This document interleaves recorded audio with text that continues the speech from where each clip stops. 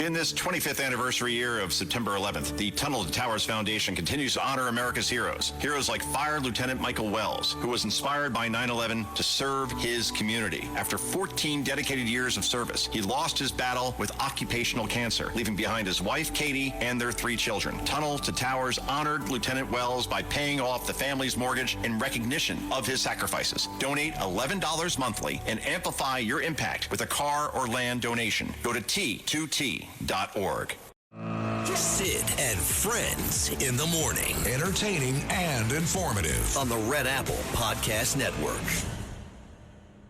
I'm sorry, Sid. Hi. Oh, God, don't be sorry. You kidding me? No, I'm wrapped up in these meetings on peace. And I said, it's between peace and Sid Rosenberg. And I said, let's take Rosenberg, okay? So. More breaking news. Former New York City Mayor Rudy Giuliani is hospitalized in critical but stable condition. This is according to his spokesman. Well wishes from President Trump and former Mayor Eric Adams. The spokesman released no details about what led to the 81-year-old's emergency. He is a former federal prosecutor who fought the mob. And a former mayor who fought for the city on 9/11. Now, according to his spokesperson, Rudy Giuliani is fighting for his life in a hospital in Florida. In a statement, Ted Goodman wrote, Mayor Rudy Giuliani is currently in the hospital, where he remains in critical but stable condition. We do ask that you join us in prayer for America's mayor. There are still a number of questions. We don't know exactly why the 81-year-old former mayor was hospitalized. We don't know when he was admitted or the specific hospital where he is being treated. What we do know is there has been an outpouring of support for the man who led the city from January of 1994 until December of 2001. A spokesperson for former Mayor Eric Adams wrote, we may not always agree politically, but this moment rises above politics. On behalf of Eric Adams, we are wishing strength, good health, and a full recovery to Rudy Giuliani, a man who devoted his life to public service. Giuliani later became the personal attorney for Donald Trump and was part of the legal team that helped the president advance those claims that he won the 2020 election. Now, you might remember last summer, Mr. Giuliani fractured a vertebrae following a car crash in New Hampshire. Shortly after that crash, he appeared at the 9/11 memorial service in a wheelchair and wearing a chest brace. We'll keep you posted as we learn more about the former mayor's condition. An outrage in Brooklyn after ICE agents took a man into custody. Hundreds gathered outside of the hospital in Bushwick, where the man was seen being put into an SUV. Several demonstrators were arrested, and Christy Kalishian has the story.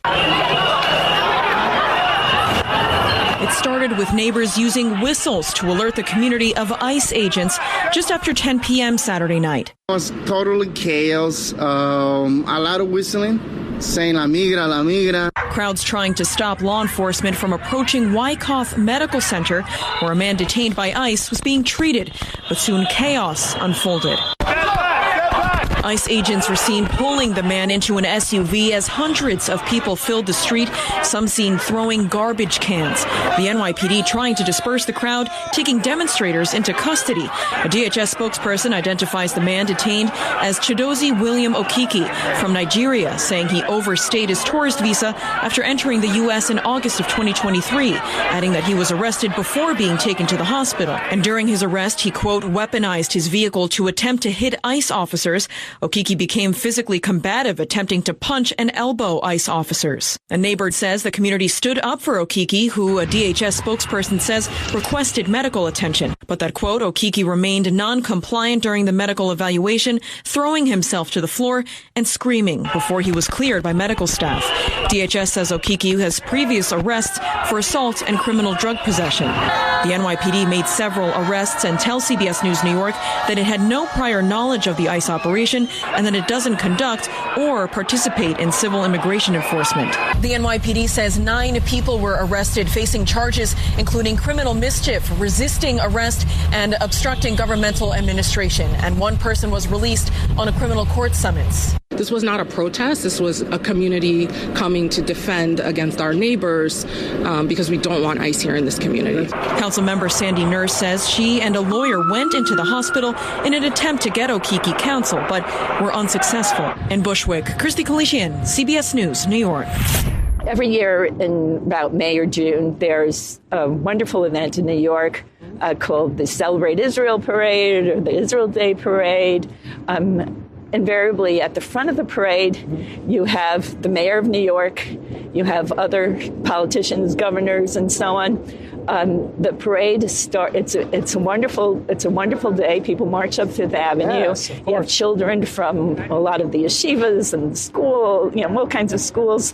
You have non-Jewish supporters of Israel. I think I've read that you had something like 100,000 people marching and like a million and a million people watching the parade, watching this parade. It started in 1964 when Mayor Wagner was the mayor of New York. He marched in it from the first.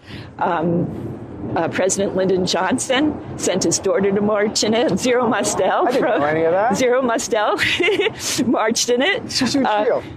And every single mayor of New York has marched in the parade.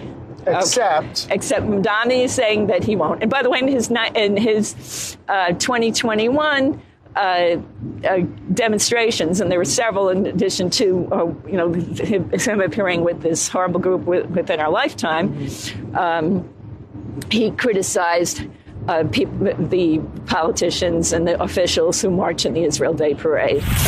When you send Rich Lowry's kids to a Yankee game and have Lowry talk to Randy Levine, and they make sure the kids are on the field during practice. Thank you, Mr. Rosenberg. We love you, Sid. They're off in the Kentucky Derby. Renegade getting bunched about on the inside. He did get in a little bit of traffic. Wonder Dean goes out to the front with 6 speed on the outside. And Denon Bourbon is up close with So Happy as well. So it's these 4 to set the pace. Then Emerging Market, Pavlovian to the outside. Potente and Litmus Test along the rail. Break of 2 to Further Ado's in between. Chief Wannabe and Robusta. 3 to Intrepido and Incredible. And then Commandment, who finds himself about 10 lengths off the lead. Then it's a big gap back to Renegade, who was in a little bit of traffic there on that first turn. Ocelli is next. And then come the 2 trailers, Albus and late running Golden Tempo. So on to the backstretch they go here in the Kentucky Derby. 6 speed as expected, setting the pace of 46.44. Opening half mile here. The lead is 2 lengths.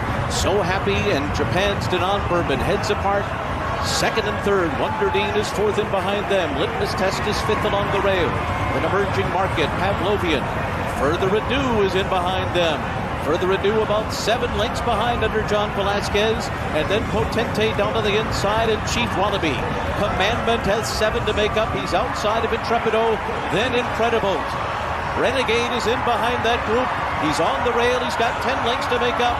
As 6 speed and Denon Bourbon are 1-2 on the far turn. Mike Smith and So Happy are there to their outside. 2.5 back.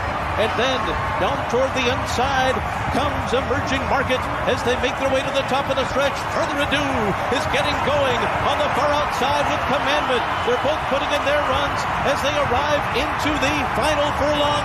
Ocelli is also gaining ground on the far outside as they come to the last 16th of a mile. Denon Bourbon in front. Ocelli a huge long shot. Renegade and Golden Tempo are closing too. Here's Golden Tempo! Golden Tempo!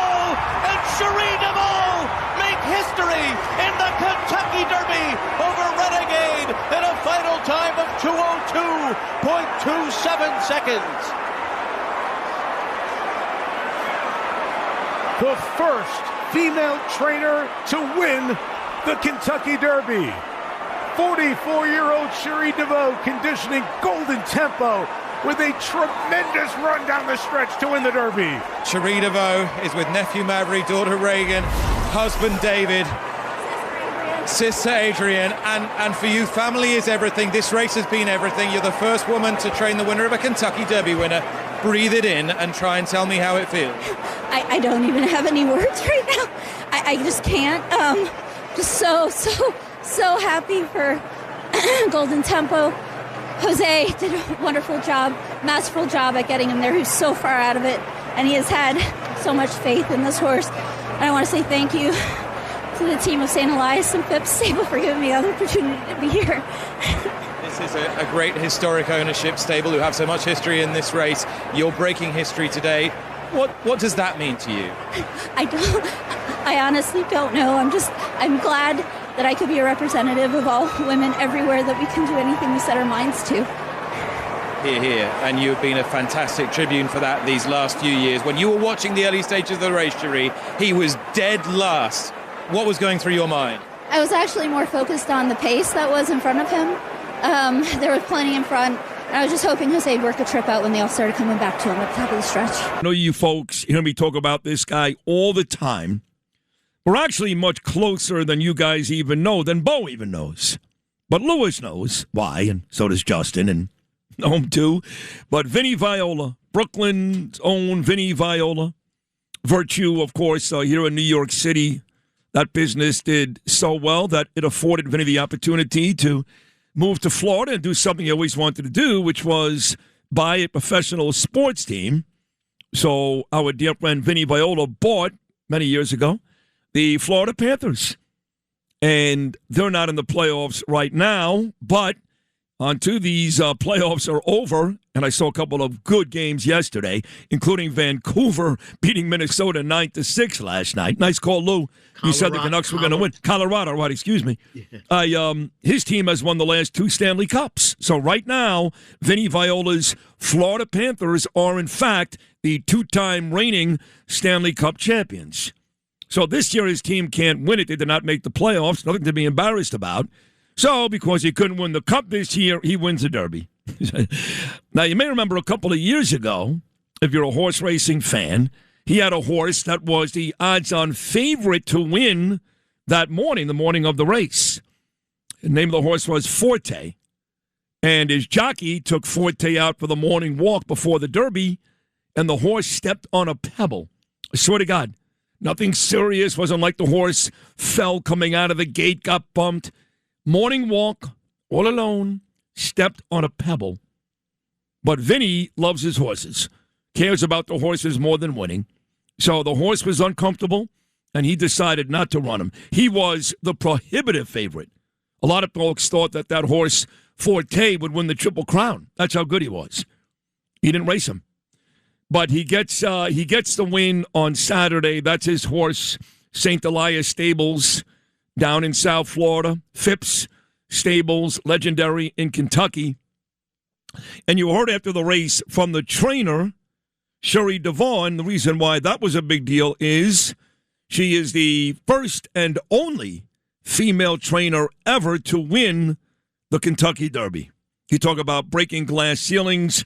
Congratulations to Cherie DeVaux. The jockey, also terrific, Jose Ortiz. I think he becomes the 12th jockey to now win every leg of the Triple Crown. Think about this. The Ortiz brothers. Jose Ortiz, he was on Golden Tempo. He won Saturday. His brother, Erod Ortiz, he was on Renegade. He came in second. You guys know that? The Ortiz brothers actually finished 1-2 in Saturday's race.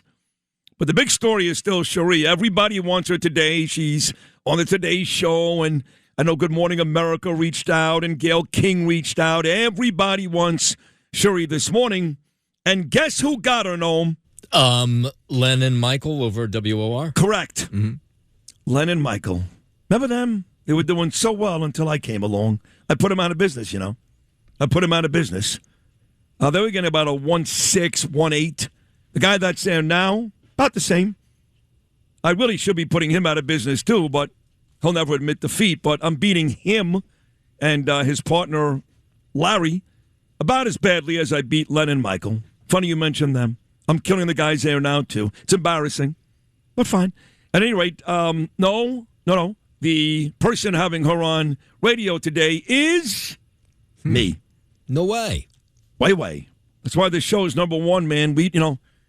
Everybody else is caught up in political news talk in Iran. If I hear the Strait of Hormuz one more time, I'm going to kill Lewis. Seriously, I'm going to kill him. Well, maybe I won't say it anymore then. God, stop it already. Straight up Hormuz, straight up Hormuz, straight up Hormuz. I don't care. Let me know when it's over. I actually made Greg Kelly laugh. He had me on his show. Was it Thursday? I was on for a couple of minutes talking about Nicole Sapphire. He knows nothing about her. She's a very, very close friend of mine, and she's now Donald Trump's pick, President Trump for Surgeon General. So Greg was very cool, invited me on. And I brought up the whole Secret Service, Iran, all that.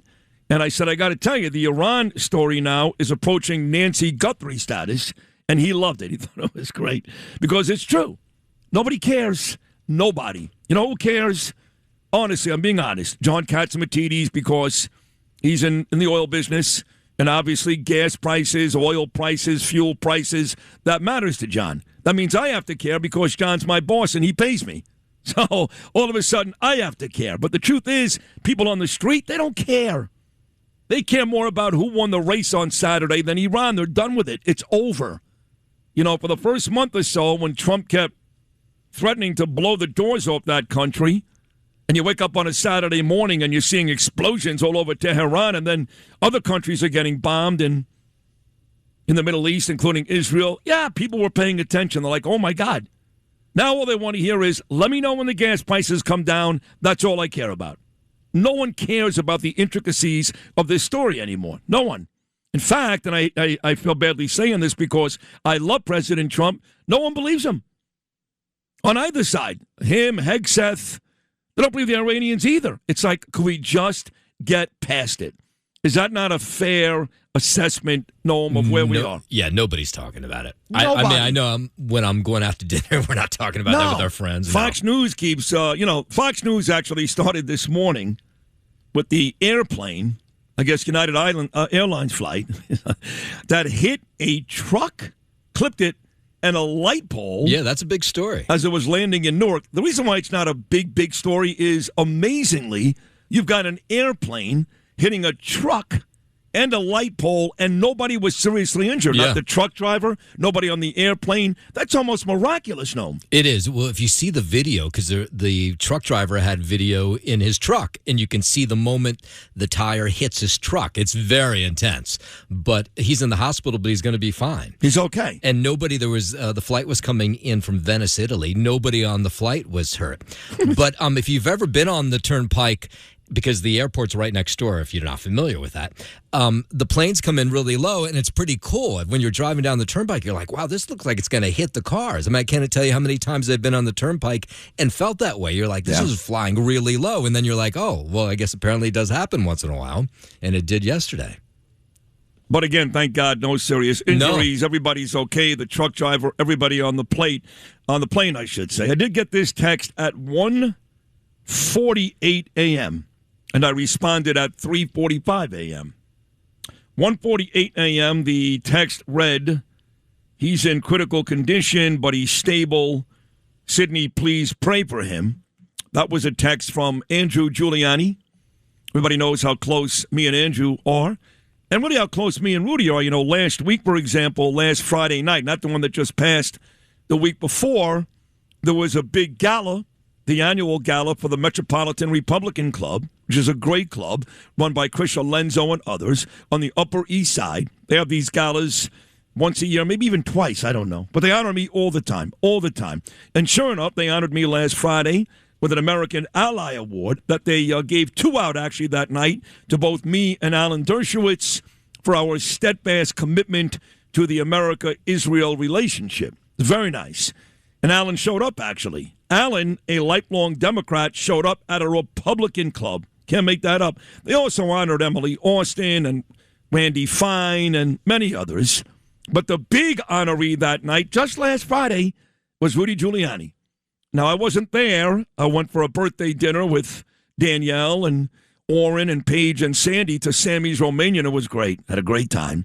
But by all accounts, Rudy looked and sounded great. Not good, great. So I was surprised when I got the word from Teddy yesterday that Rudy was in the hospital in critical condition. And what bothered me most about the story was nobody knew why. Did he have a heart attack? No one had any idea why, not his closest people. Now, I did hear rumors this morning that something about a lung embolism and pneumonia. Both of those are very treatable, especially pneumonia. And the latest report that I heard is that he's actually doing better, that he's on the mend. He's still in critical but stable condition and on the mend. Do you have any more details on that, Noam? Yeah, those are the details we have from our boss, John, who talked to somebody. I think he talked to Ted last night, Rudy's spokesman, and said that it was a pulmonary embolism and that he was sedated, the mayor was sedated, but that things were looking better than they were a number of hours earlier when they put out that statement. I think they are looking better. The good news is we'll have John on. He's on every Monday with us. He's terrific. Usually on at 8:30, but because Cherie is coming by at 8:30, we'll have John the end of the 7 o'clock hour. And maybe John got even more details. I don't know. Well, the indication we had something was going on, and even then we didn't really know, was the mayor started his Friday night show. He has a show called America's Mayor Live. I think it's on YouTube, but maybe it's somewhere else. Newsmax, no? Is it on Newsmax? Yeah, okay. I believe so. Okay. So he opened the show and he coughed and he sounded kind of rapsy and even said, my voice is under the weather. So he said, I'm just going to lean closer into the microphone, and then he did the show.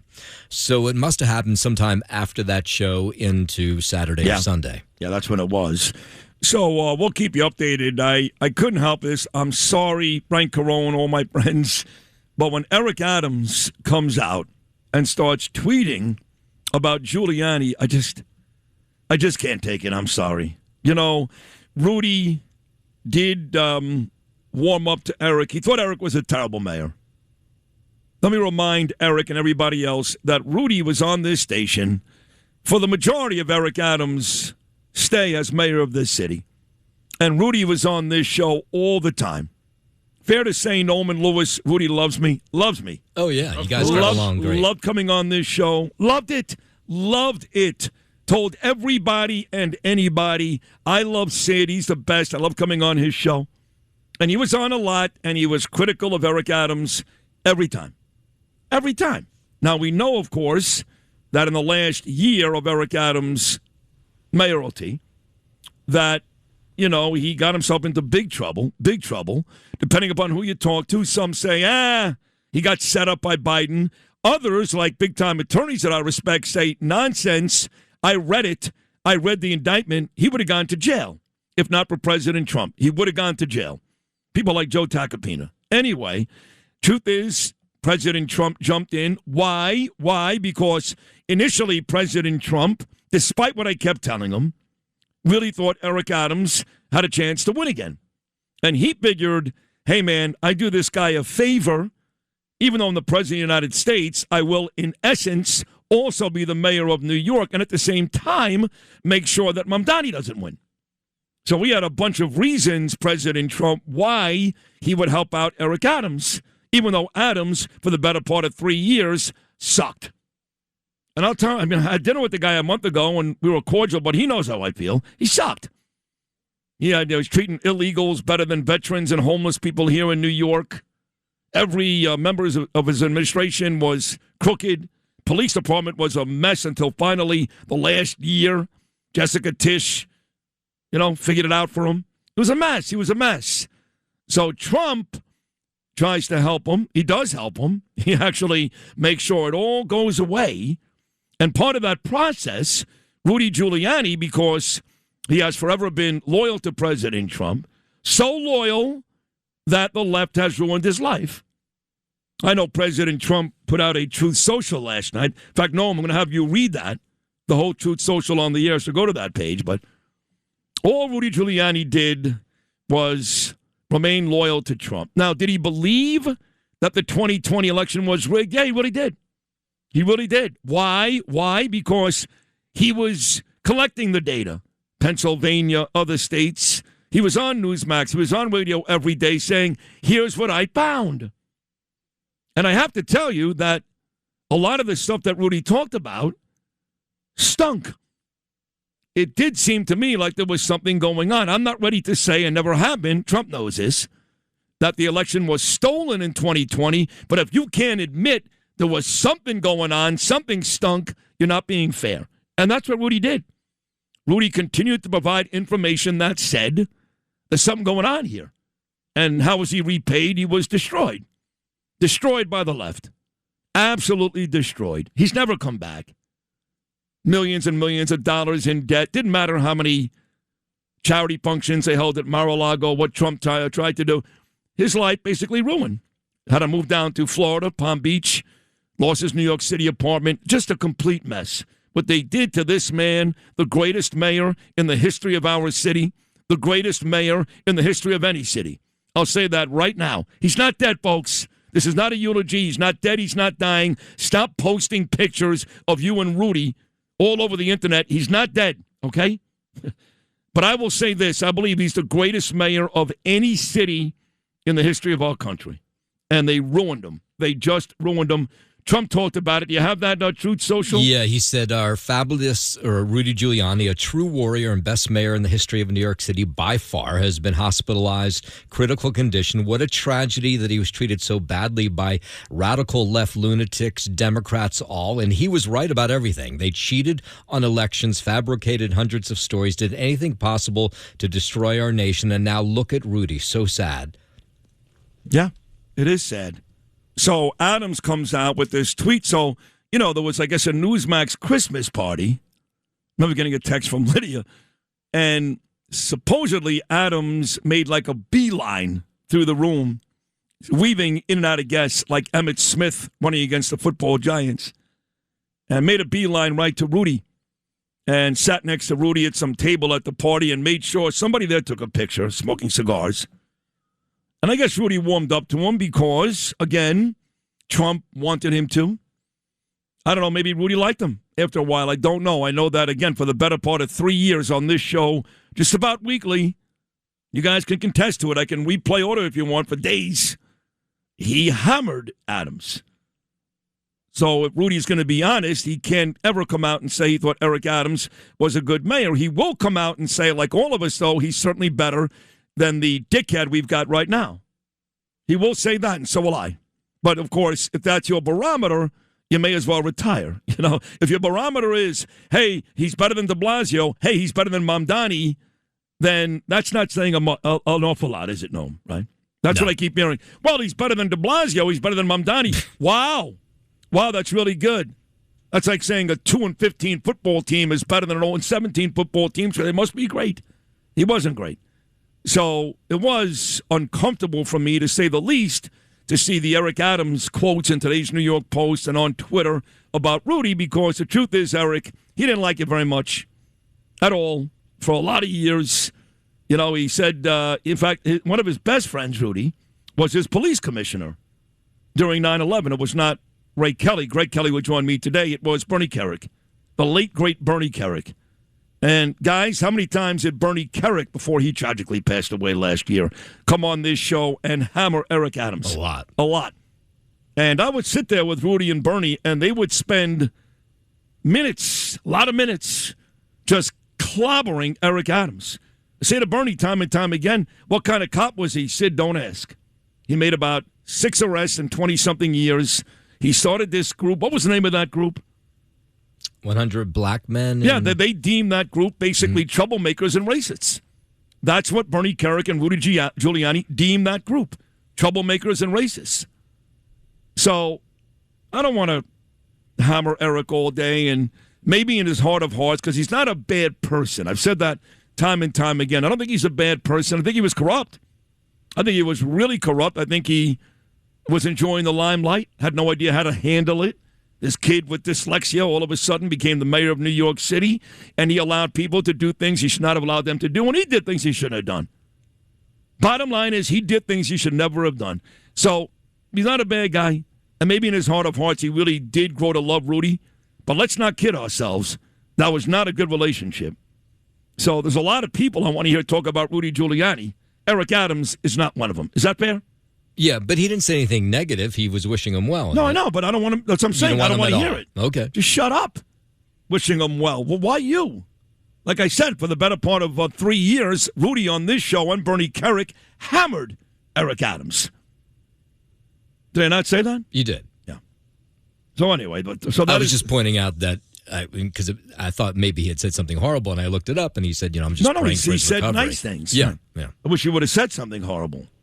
See, I like honesty. That's why we ran a story this morning. Liz Burney works for my friend Morton Klein, who will join us tomorrow. Morton Klein runs ZOA, Zionist Organization of America, which I'm a part of, okay? And we've got seats in the Israeli parliament, okay? I'm actually a politician, believe it or not, in Israel. I am a politician. I haven't gone yet, sat in any of these meetings, but I am part of that ZOA group, and we've got seats in the Israeli parliament. Anyway, so Klein, who will join us tomorrow, he employs this lady, Liz Burney, and you heard Liz Burney in the open talk about the Israeli Day Parade. I don't have the date of that parade. It's usually the first Saturday in June. If you want to get me the date, Noam, that'll be good. But the first mayor to march in that parade when it started in 1964 was Wagner. That's when the parade started, and the mayor back then did march in the parade, Mayor Wagner. Every mayor since has marched in that Israeli Day Parade, including Eric. Mamdani comes out this weekend and says, I'm not going. So I read this headline of a newspaper, and it reads, what was the exact headline? I couldn't believe what I was reading because it made it sound like that was a bad thing, if you know what I'm saying, Noam. The fact that he was not going to march in the parade, they made it sound like that was a bad thing. Well, who would want him there at that parade? Well, you just nailed it. Exactly right. What does it say here? I don't have it in front of me, but it was tensions are rising because the mayor will not march in the parade. I'm like, tensions are rising? I said what Noam just said. Who wants this radical jihad Islam mayor marching in our parade? I don't want him there. I'll tell you something. If I found out Mamdani was coming, I wouldn't come.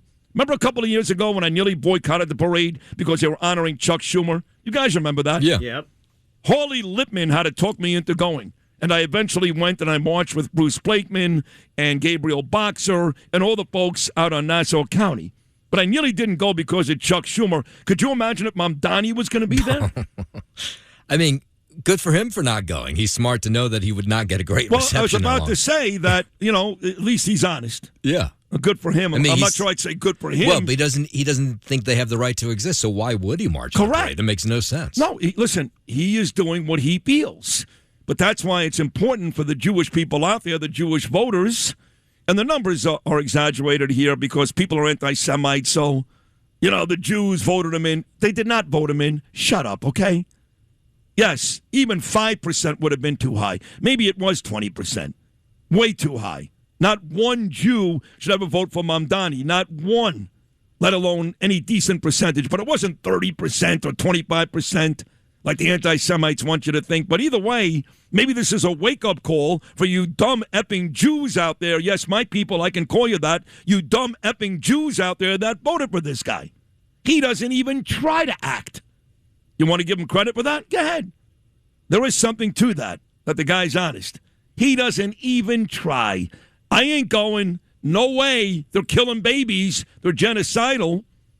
Which brings me to this. I had a huge Twitter fight this weekend. Actually, Instagram, I'm sorry. You can follow me on Instagram at rosenberg.sydney. Rosenberg, folks, is no U. ROSENBERG.Sydney, SIDNEY. So I put up something about Mamdani. Oh, I know what it was. It was Mamdani talking about the Knicks. So I made the point on Instagram, which I thought was funny. Now this guy's a Knicks fan. First the Mets, which he really is a Met fan. He really is. I've never heard Mamdani talk about the Knicks. So I made the point on Instagram, hey, Mr. Mayor, how are the Knicks ratings in Gaza? Which is funny. No. Yeah, that's pretty funny. Thank you. So all of a sudden, this washed up, and I mean washed up actor out of Long Island comes at me, and he comes at me really hard. Did you see this fight this weekend, Noam? I did. Oh, you did see it? Mm-hmm. Louis, did you see it too? I saw the clip, I think, of, yes. I saw, well, it wasn't. Actually, let me go back to the article read, tensions escalate as Mayor Mamdani won't march in annual NYC Israel parade. No tensions are escalating. Most Jews are happy about it. But let me get back to this actor. So this actor puts on Saturday, Sid hates Mamdani but loves the execution of innocent women and children. Really? You hear that, Noam? Clearly he's talking about the genocidal Israelis. He said, I'll take Mamdani's substance and eloquence over Sid's Islamophobia every epping day. Let's epping go Knicks and Mamdani. And who does it come from? Billy Baldwin. The brother of Alec Baldwin, the actor married to China Phillips, who in one movie with Sharon Stone said she was so disgusted when she had to kiss Billy Baldwin in all the scenes because he had chronic halitosis, which means his breath smelled like an ass. I love that story. So, yeah, Billy, I'm telling that story. Sharon Stone says he got bad breath, dick face. So all these Baldwin brothers outside of Stephen, Stephen Baldwin, he's the one brother that's a conservative. And his daughter is married to Justin Bieber, right? Yeah. Haley right. Baldwin? Yeah. Mm-hmm. And Stephen has been on this show in the past with me and Bernard many times. He continued to listen to me even after Bernard died. Came on a couple of times. He will tweet me every now and then. He's a good guy. But the rest of and Danny's not a bad guy. Danny, as far as I know, Danny, who's got huge drug problems, huge. He had them at least in the past. I've never heard Danny say one thing about politics. But two brothers in particular, Alec and Billy, may be the two biggest assholes in New York. It's possible. It's possible. I mean, Alec's number one if you're going to make a list of the Baldwin brothers. But Alec is also much more famous than Billy. Yeah. Billy had a short run there. He made Backdraft. Remember, he played the firefighter. Again, he made that movie Sliver with Sharon Stone. He had a little bit of a run. But Alec, of course, is a big-time guy. Decades and decades of big time. And he's a great actor. I'm the first to say it. Alec Baldwin is a great actor. He's a douchebag, but a great actor. But Billy Baldwin comes at me. Now, here's the best part of this story. Years and years ago, I used to have Billy Baldwin on my show on The Fan. Billy Baldwin is a great baseball fan and knows a lot about sports. A lot, Lou. I think he likes Chris Russo. I think he's a Dodger fan. So Billy and I became friendly. And one year, my friend Rich Genovese, who runs Budweiser, the Genovese, he invited me to some event in Massapequa. Okay, they put on this event in Massapequa to raise money for the city, which is a lovely town in Long Island, okay?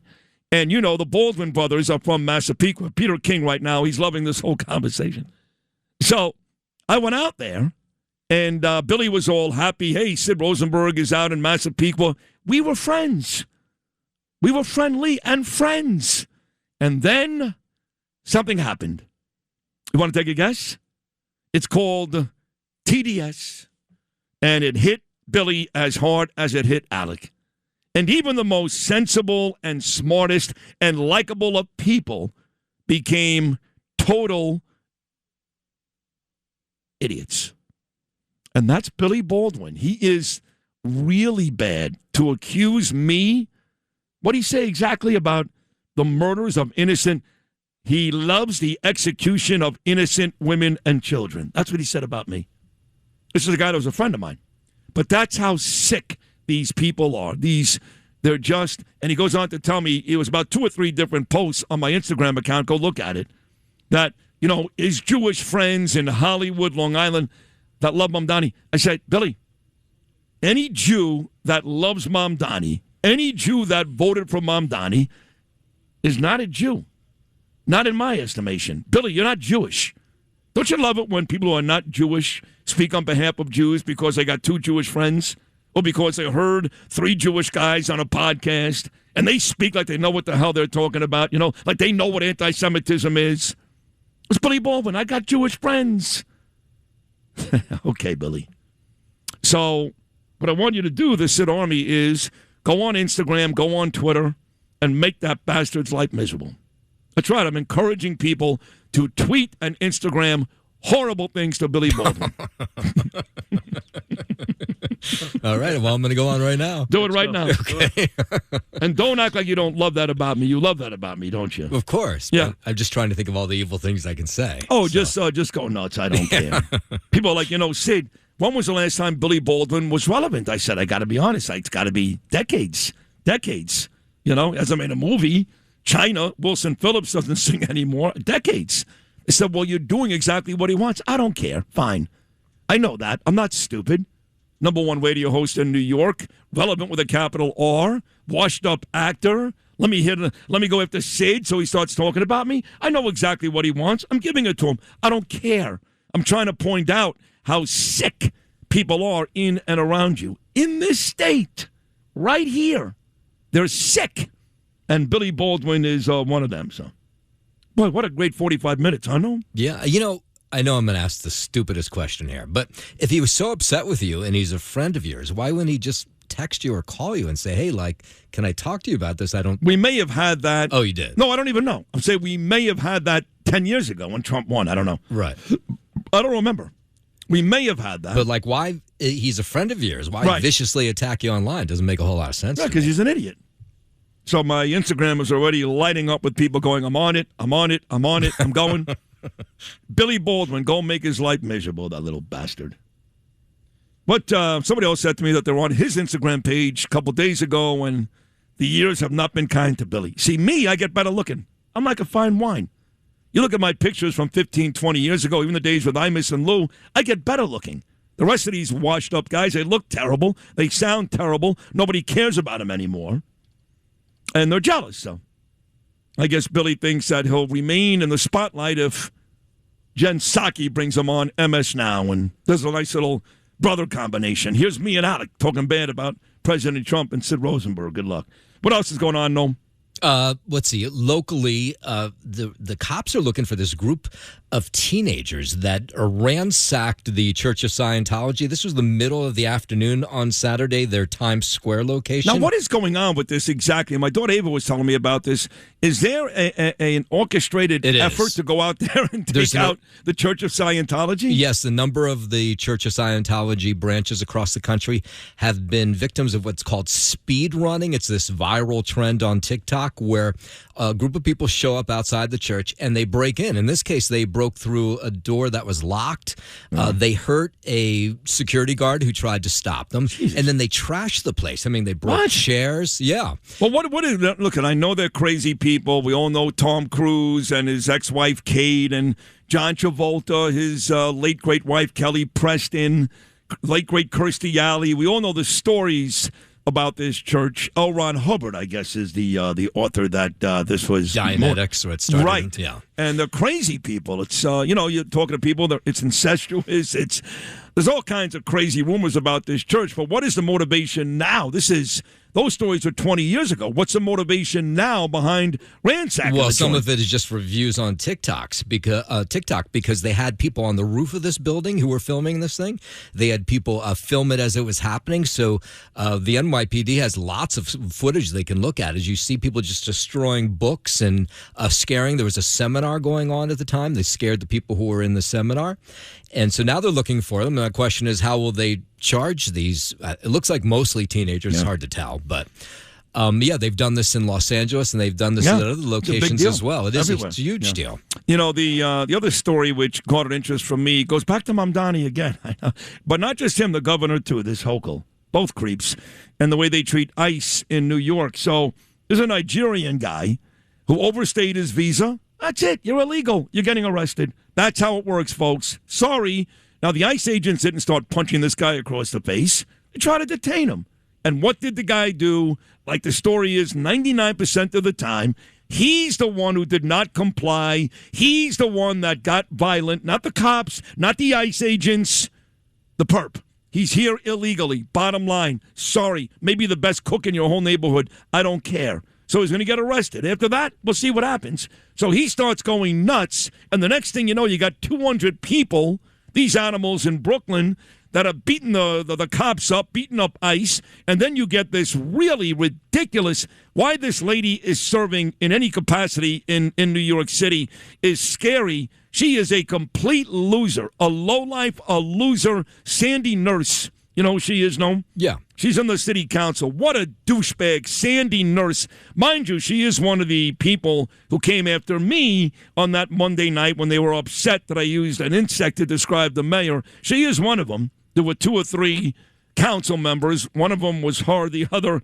of course, predictable Cheose, came after me pretty hard, called me a racist POS. But this Sandy Nurse is a loser.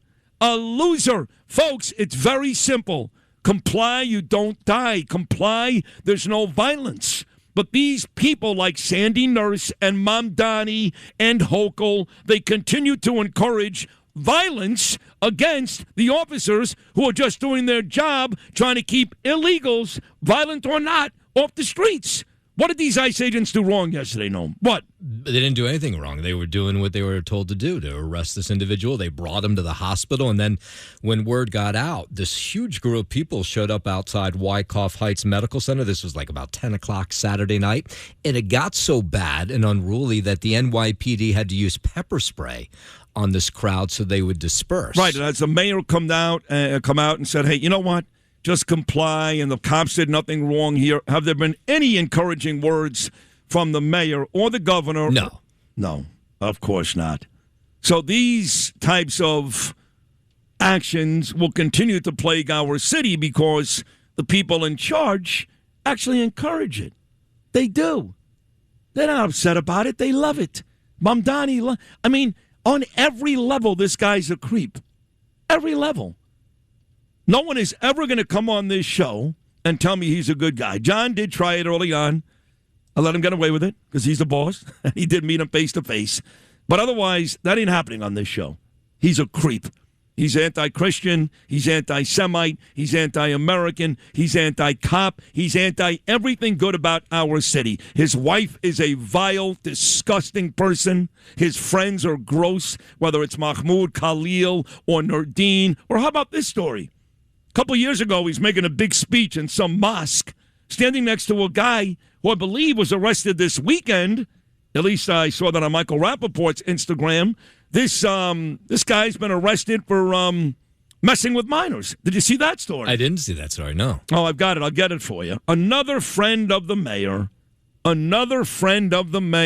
this time messing with minors, not trying to blow up the World Trade Center, or kill Jewish kids on campus. None of that. Just messing with little kids.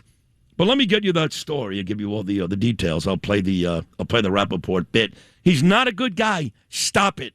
I don't care where he went to high school. None of that matters to me. I legitimately hate Mamdani.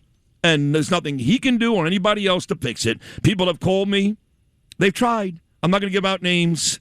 I've done this before. But if you don't think people have reached out to me in an effort to get the two of us together, you're somewhere between naive and stupid and closer to the latter. That's right. Oh, you Mamdani folks. Oh, they've tried. I won't do it. In fact, I'll say it again. If this bum shows up at the Israeli Day Parade, I won't go. He won't. He's not going to show up. No, of course not. He's already said no. But I wouldn't even go. What else you got?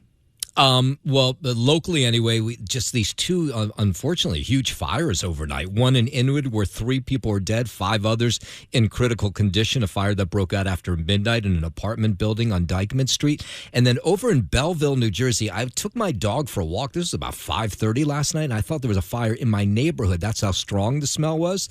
It was a mattress warehouse that caught on fire. It spread to all these other buildings, and they said that the air was so essentially potentially toxic in the area. They told people in the neighborhood to move out. And it's so bad this morning that Belleville public schools are closed today because they don't want anybody going anywhere near this building. And they were pouring water on this warehouse and the building surrounding it overnight into this morning, apparently still there on the scene. Wow. All right. Well, we got nice weather coming, right? We've got 70s today. May hit 80 tomorrow, and then it gets cool again. Yeah, 60s the rest of the week after that. Which is unseasonably cool. Usually this time of year we're in the 70s. Yeah, oh yeah, absolutely. Like 10, 12 degrees below what normally it's been is. Weird. But if you, the next 2 days will be gorgeous, and I'm happy because I am making my way later on tonight to my team, the Yanks, my red-hot Yankees. I win every day. They had a lot of home runs. And Randy Levine, I'll be back in the President's Suite. He invited me again tonight, so I'll be spending a bunch of the game with Randy. Got my dear friends Keith Kantrowitz and Mark Oranger. This is my birthday gift. My birthday was 2 weeks ago, but they're taking me to the game tonight. They've got legend seats, which of course I get anyway, but it's very, very nice. So we'll have dinner inside, and we'll stop by and see Randy and one of the all-time Yankee heroes. I mean, all these Yankee greats that hit home runs in big spots, Yogi Berra, Mickey Mantle, Reggie Jackson. One of the guys that did that almost yearly, that doesn't have the pedigree of those guys, was Jim Leyritz. 96, 98, 99. You remember, Lou, Jim Leyritz would come up in big.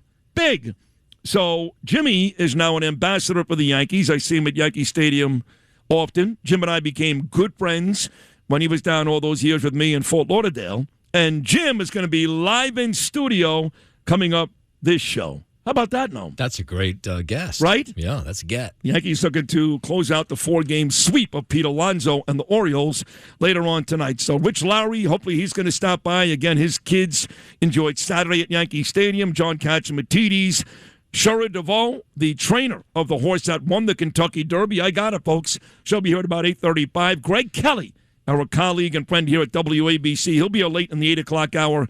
And Yankee legend and hero Jimmy Leyritz live in studio in the 9 o'clock hour. It's a huge Monday show on a gorgeous sun-splashed New York City morning. Welcome back, folks. Sid and Friends in the morning. Sid and Friends in the morning on the Red Apple Podcast Network. Mamdani hanging out with some Muslim cleric who was arrested last week for sex abuse, child sex abuse. What have you got there, Noam? So it's a cleric from a mosque on Supton Boulevard right in Jamaica, Queens. His name is Tajul Islam. He's 55 years old. He's the imam at the Masjid Bilal Queens Islamic Center. He's accused of groping and molesting two 10-year-old girls inside the mosque on separate locations last month. And he was arrested last Monday by the NYPD Child Abuse Squad. And the charges against him, sex abuse, forcible touching, the list goes on. He has pled not guilty, let's point that out, and was being held, at least for a while, don't know if he's still behind bars, on $25,000 bail. Look at all his buddies, huh? One cleric allegedly involved in the 1993 World Trade Center bombing. Another cleric allegedly touching 10-year-old kids. Sometimes, people tell you, I can tell you all about who your friends are, Nurdin, who's out there with this Palestinian group that actually says we want to kill Jews. Mahmoud Khalil, the face of campus terrorism. The worst of all, Hassan Piker. My dear friend Rudy Giuliani. And I love Rudy, and he loves me. He's in the hospital this morning. Thank God he's getting better. I did just hear, again, for the second time, from his son, Andrew. Andrew texted me at 1:48 in the morning, texted me again just now at 6:45, and the mayor is improving. But we all fell in love with Rudy during 9/11. Some before that, when he actually put all 5 heads of all 5 crime families away the same day. You talk about a guy with a set of balls. And the mob guys love him now. They love him now.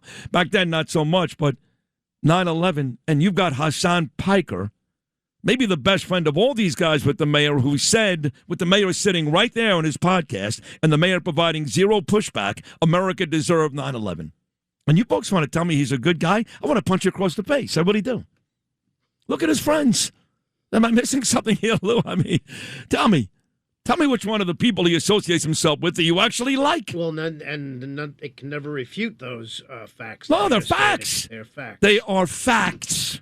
One after another. He's one of the most awful people. And then, forget about Hassan Piker. Forget about the cleric allegedly responsible for bombing the World Trade Center. Forget about the cleric arrested just this week for allegedly molesting 2 little kids. Forget about Nurdin. Forget about Mahmoud Khalil. Look at his wretched wife. I never pick on somebody's spouse. Never. You guys never hear me do that. I don't even talk about divorce stories. It makes me uncomfortable. It really does.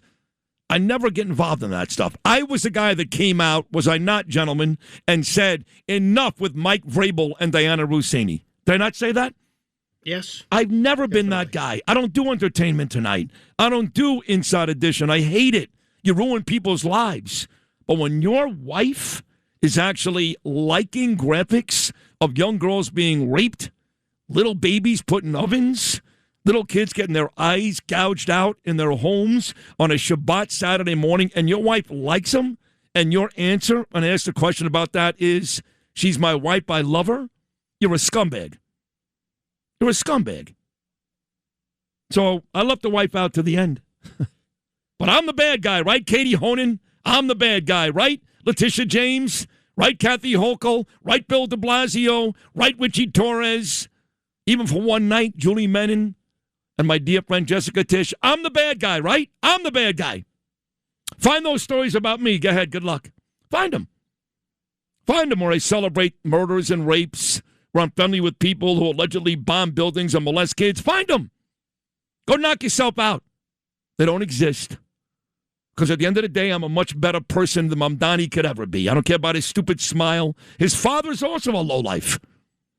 You look at all those issues at Columbia University, who was the guy on the ground that helped set it all up? His father. So somebody please tell me who the good person is in this guy's life that I can celebrate. Give me one. Give me one. My father was a great guy. So was my mom. Give me one. So don't come at me with he's a good guy and you're the bad guy, Sid. You want bad for the city. You're damn right I do. I want Ken Griffin to say no. I'd love John Catsimatidis to shut down his grocery stores and move to St. Petersburg. I really would. I want Bill Ackman to leave. I want Bill O'Reilly to leave. All of us. Let's get out of here. I want this city to crumble. I do. Sorry. Because it's the only way we'll ever come back from what the damage that this guy's already done and will continue to do. This guy's not even mayor for 4 months. And is it fair to say Nomi's already done irreparable damage? Yeah. Yeah. Damn right. So keep calling me the bad guy. I love it. I love it. That's when I don't need Viagra. Call me the bad guy. Sid's the bad guy. I'll take a break because you got all these great guests stopping by. Rich Lowry, John Catsimatidis, Greg Kelly, former Yankee legend, hero. In studio today, Jim Leyritz. And yes, the biggest story in the country today, the only female trainer to ever win the Kentucky Derby. Her horse, Golden Temple, won on Saturday, and she's going to be with me coming up at 8:30 this morning. Cherie DeVaux, all that coming up as the Monday edition of Sid Friends in the Morning. You're listening to one of the most iconic stations in the nation, an American original. Talk Radio 77 WABC and WABCRadio.com. Justin Ellick here with your sports update, sponsored by Pete Morgan of Peerless Boilers. Go to peerlessboilers.com to find a dealer near you. Peerless Boilers, the world's best built of boilers. Look ahead to an 8 p.m. start tonight, Game 1 of the Eastern Conference semifinals. Our Knicks, 7.5-point favorites heading in against the visiting Philadelphia 76ers after Philly took care of Boston over the weekend. 9:30 p.m. tonight, Western Conference semifinals between the Timberwolves and the Spurs will get underway with Game 1 there. 9:30 p.m. start there. Last night in Detroit, the Pistons beating the Magic 116-94 in Game 7 of that first round Eastern Conference series. Detroit winning the series 4-3. They'll meet the Cleveland Cavaliers in the Eastern Conference semifinals beginning tomorrow night after the Cavs took care of the Raptors last night, 114-102 in that Game 7. Let's head to the Bronx. Jason Dominguez hit a 2-run homer and an RBI single and a 7-run eighth, and the Yankees were out of the Orioles 11-3 for their 13th win in 15 games, securing another series victory in taking the first 3 games of a 4-game set. Aaron Judge tied for the Major League lead with his 13th home run. Ben Rice also homered, but left with a bruised left hand. X-rays did come back negative post-game. I think my Yankees are now 15-1, the exact record of games when they hit at least 2 home runs. That sounds about right. Yeah, so by the third inning yesterday, once Rice hit the solo shot in the first and Judge put him up 3-1, which they did come back and tie him, but in the third, you knew the Yankees were going to win, and they did. Yeah, you can tell early on in these games if those bats are going to set the tone. And Fried wasn't very good yesterday. No, he did not have his ace stuff. No, 5 1/3 innings. He was walking guys, and they weren't hitting him all that hard. But he was all over the place. Yeah, he's everywhere. Yeah, couldn't really find his zone. I wasn't all that confident when it was 3-3 in the 5th, but I guess they broke it open late. Yes. The 8th inning was a great inning. Yeah, they batted around in the 8th. Come on now. Come on. Fernando Cruz came in relief, got the win. He's solid. One of the greats. Yeah. The bullpen's been terrific. Yeah, they have. I got in the mail this weekend a vintage number 20 Yankee jersey. How about that, Bucky Dan? Very good. And a Yankee hat signed by Bucky. Yes, it hits you very well. Fits you very well. No, I look stupid. I look stupid with hats. I got a weird head. I'm a handsome guy, but my head doesn't translate to hat wearing. Yeah. Oh, that is. It's a bald thing. My father's the same way. Is that true? It's a bald thing? It's a bald thing. Yeah, I never see bald guys wearing hats. You're right. No. Not my look, I know. That's the only time I've ever seen, what are you doing? I look like a dick with ears. That's what he said. A dick with ears. But so I don't wear hats. So I give them away all the time. My Danielle looks great in that. But I will wear that Bucky Dent jersey tonight. Yes, you will. Sitting with Randy Levine in the suite. Now, don't forget, I'm saying all this. I'm still only, what is today's date? The 4th? Yes. 11 days away from going to the first Met-Yankee matchup this year. But in Queens, where I'll be sitting with Steve Cohen, proudly wearing my Chris Chambliss jersey. Or maybe Greg Nettles, I don't know. Yeah, you can pick between the two there. Yeah. But you won't see Anthony Volpe in pinstripes tonight. Caballero has been so good offensively and defensively. Why would they rush Volpe back? They're not. They optioned him to AAA. Oh, they did? Yeah. Is it because he's hurt or just because Caballero's been so good? He finished his rehab assignment. He was supposed to be back with the big club yesterday and get activated and play shortstop for the Yankees yesterday. Caballero's an amazing defensive player. Anthony's not. He's been great. I know. And he's been hitting home big runs at home. Yeah. I mean, there's no reason. You got to take. So how long is Volpe down there for now? If he's down there for 20 or more days, his free agency eligibility could be delayed a year if he remains down there for 20 or more days. The great Lee Harris is here this morning. All right. Hello, Lee. I love Lee. Lee's a legendary New York morning news anchor. Mm-hmm. I had the opportunity 1 year to work. I did 1 year of sports. It was Mark Chernoff's brilliant idea. How do I get you back to WFAN to get you back into the CBS family? Mm-hmm. So even though you're in Boca Raton, Florida, I'm going to have Ben Mevera contact you. We love Benny. He's great. And you're going to do sports every morning with Lee Harris, the great Lee Harris, and Judy DeAngelis on 1010 Wings. I said, what about Mark Renee? Oh, don't worry about Mark. Screw him. Sorry, Mark. So they, yeah, true story, no. So they put me in there. They built this little machine studio. They got the Comrex down in Boca Raton. I'd walk downstairs in my house in Boca every morning at about 4:30, and I'd go on the air with Lee and Judy, and I'd make mistakes every day. Mm-hmm. Every day. Be like, the Mets are going to host the Pirates tonight, and Ben would text me, no, Sid, they're in Pittsburgh tonight. Oh, that's pretty bad. Almost every day. Almost every day. But it didn't matter because, A, I was a WFAN guy, so people liked me, and B, I did something no one else ever did. I brought in money. Right. That was the beginning of SodaStream. Remember SodaStream? Oh, yeah. They were all over my sports updates. They also brought in 1-800-Flowers and 1-800-Pajamas. So Ben didn't care because I made mistakes every day. I'm in Florida. Wasn't really paying attention. But I was bringing in money. So I did it for 1 year, and I got to know Lee Harris. He's a super guy and has one of the greatest voices, maybe the best, with the two of you guys, in the history of news. So it's good to see Lee Harris. Plus, he dresses like $1 million. Look at that. How about it? All right. Yeah. And out in L.A., the Mets, they got a win last night. 5-1 over the Angels. Get a series win. First series win for them since April 7th. Up next for them, they have not named a starter for their series opener against the Rockies tonight. That's a 5:40 p.m. First pitch from Colorado. Boy, the Braves just beat up the Rockies. The Braves are really good. The Braves are really good. And the best record in baseball, 25-10. And even though Acuna got hurt again, he hurt his hamstring again on Saturday. It's every year with this guy. Every year. They got 5 or 6 guys that just beat the daylights out of the baseball. Yeah, still got Ozzie Albies. Oh, yeah. Lineup. Oh, yeah. And Dale Murphy? Oh, yeah. Mm-hmm. The great Dale Murphy, yeah. And Bob Horner? Yeah. Mm-hmm. And Chris Chambliss? Sure. All right, quick trivia question. How about Fred McGriff? He was later. That team with those 3 guys in particular, Dale Murphy, Chris Chambliss from the Yanks, and Bob Horner, they were a perennial last-place team, but 1 year they won the division with those 3 guys, made the playoffs, I believe. Who was the manager of that team? Ooh. Bobby Cox. That's a great answer, but no. Great answer, though, because Bobby managed Atlanta, Toronto. Any guess? Brian Snitker. He never gets credit for it because all you hear about is he was a disaster before he got to the Yanks. Cardinals, Mets. Yeah. Joe Torre. Really? Joe Torre was the manager of that Braves team with Murphy, Chambliss, and Horner that made the playoffs. How about that? But no one ever talks about that. No, they don't. When he got the job at the Yankees, the New York Post read, and I quote, Clueless Joe. That was the back of the paper. Right. He replaced Buck Showalter, Clueless Joe, and all he did was go to 6 World Series in 7 years and win 4 of them. How about that? He wasn't so clueless after all, was he? Well, I'm spending the day talking about that now that you said it. I'm Yeah. going to talk about it every hour. Every hour. Every chance I get. By the way, you know who loves Joe Torre? Rudy Giuliani. Of course. Yes. There's more pictures of Giuliani and Torre together than Noam and your average porn star. Okay. How about And there's that? a lot of those. It's A lot of close. those. Yeah, he gets around. Yeah. Wait till the weather gets nice. Ginger Lynn. He loved Ginger Lynn. His favorite. You go to all the conventions, don't you? That's right. Yeah, right. You got it. You're getting autographs. All right. Sports. He's giving them too. All right. Well, this hour-long sports report's finally over. Sponsored by Pete Morgan and Peerless Boilers. Go to peerlessboilers.com to find a deal near you. Peerless Boilers, the world's best built boilers. I'm Justin Ellick on 77 WABC. Sid and Friends in the morning on the Red Apple Podcast Network.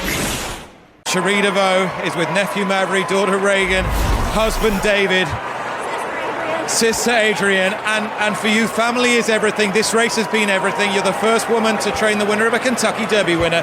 Breathe it in and try and tell me how it feels. I don't even have any words right now. I just can't. Just so happy for Golden Tempo. Jose did a wonderful job, masterful job at getting him there. He's so far out of it, and he has had so much faith in this horse. And I want to say thank you to the team of St. Elias and Phipps Stable for giving me the opportunity to be here. This is a great historic ownership stable who have so much history in this race. You're breaking history today. What does that mean to you? I honestly don't know. I'm glad that I could be a representative of all women everywhere, that we can do anything we set our minds to. Here. And you've been a fantastic tribune for that these last few years. When you were watching the early stages of the race, Cherie, he was dead last. What was going through your mind? I was actually more focused on the pace that was in front of him. There was plenty in front. And I was just hoping Jose would work a trip out when they all started coming back to him at the top of the stretch. Cherie DeVaux right there, the first female trainer ever to win the Kentucky Derby, and she did it from my dear friend Vinny Viola. Vinny's horse, Golden Tempo, paid $48 to win the Kentucky Derby on Saturday, and we will have Cherie on this program. That's a huge get. Huge get. First female trainer to ever win the race. Everybody wants her. I think the Today Show has her before me, but everybody reached out. Good Morning America, Gail King. Everybody wanted Cherie today. And we got her because we got juice, okay? We can get Trump. We can get the trainer of a Kentucky Derby. We've got a legendary hero Yankee player live in studio today. That's why this show is number one. That's why. Unpredictable, diverse, million topics. A lot of New Yorkers involved in that Kentucky Derby win. Vinny Viola's he's a New Yorker. He's a New Yorker. You know? She actually was born in Saratoga Springs, Cherie. Now she lives in Florida, but she was born in Saratoga. And Saratoga, of course, will host the Belmont this year because we're fixing the track. So I'm going to ask her, of course, if this horse is going to run in the the Preakness coming up in a couple of weeks, which is also not at its home track in Pimlico. They're working on that, too. I'm going to ask her because if the horse doesn't run, then we're not going to have a shot at a Triple Crown winner for the Belmont in Saratoga. So she's coming up at 8:35 this morning. Huge get 2 days after she becomes the first female trainer ever to win the Kentucky Derby. But first, we'll take a short break. We got two great guys coming up in a row, Rich Lowry and John Catsimatidis. Lowry and Catsimatidis on the Monday edition of Sid and Friends in the Morning. Sid and Friends in the Morning on the Red Apple Podcast Network. You're on the ascent, okay? And I work with you, so I know it's because you're authentic.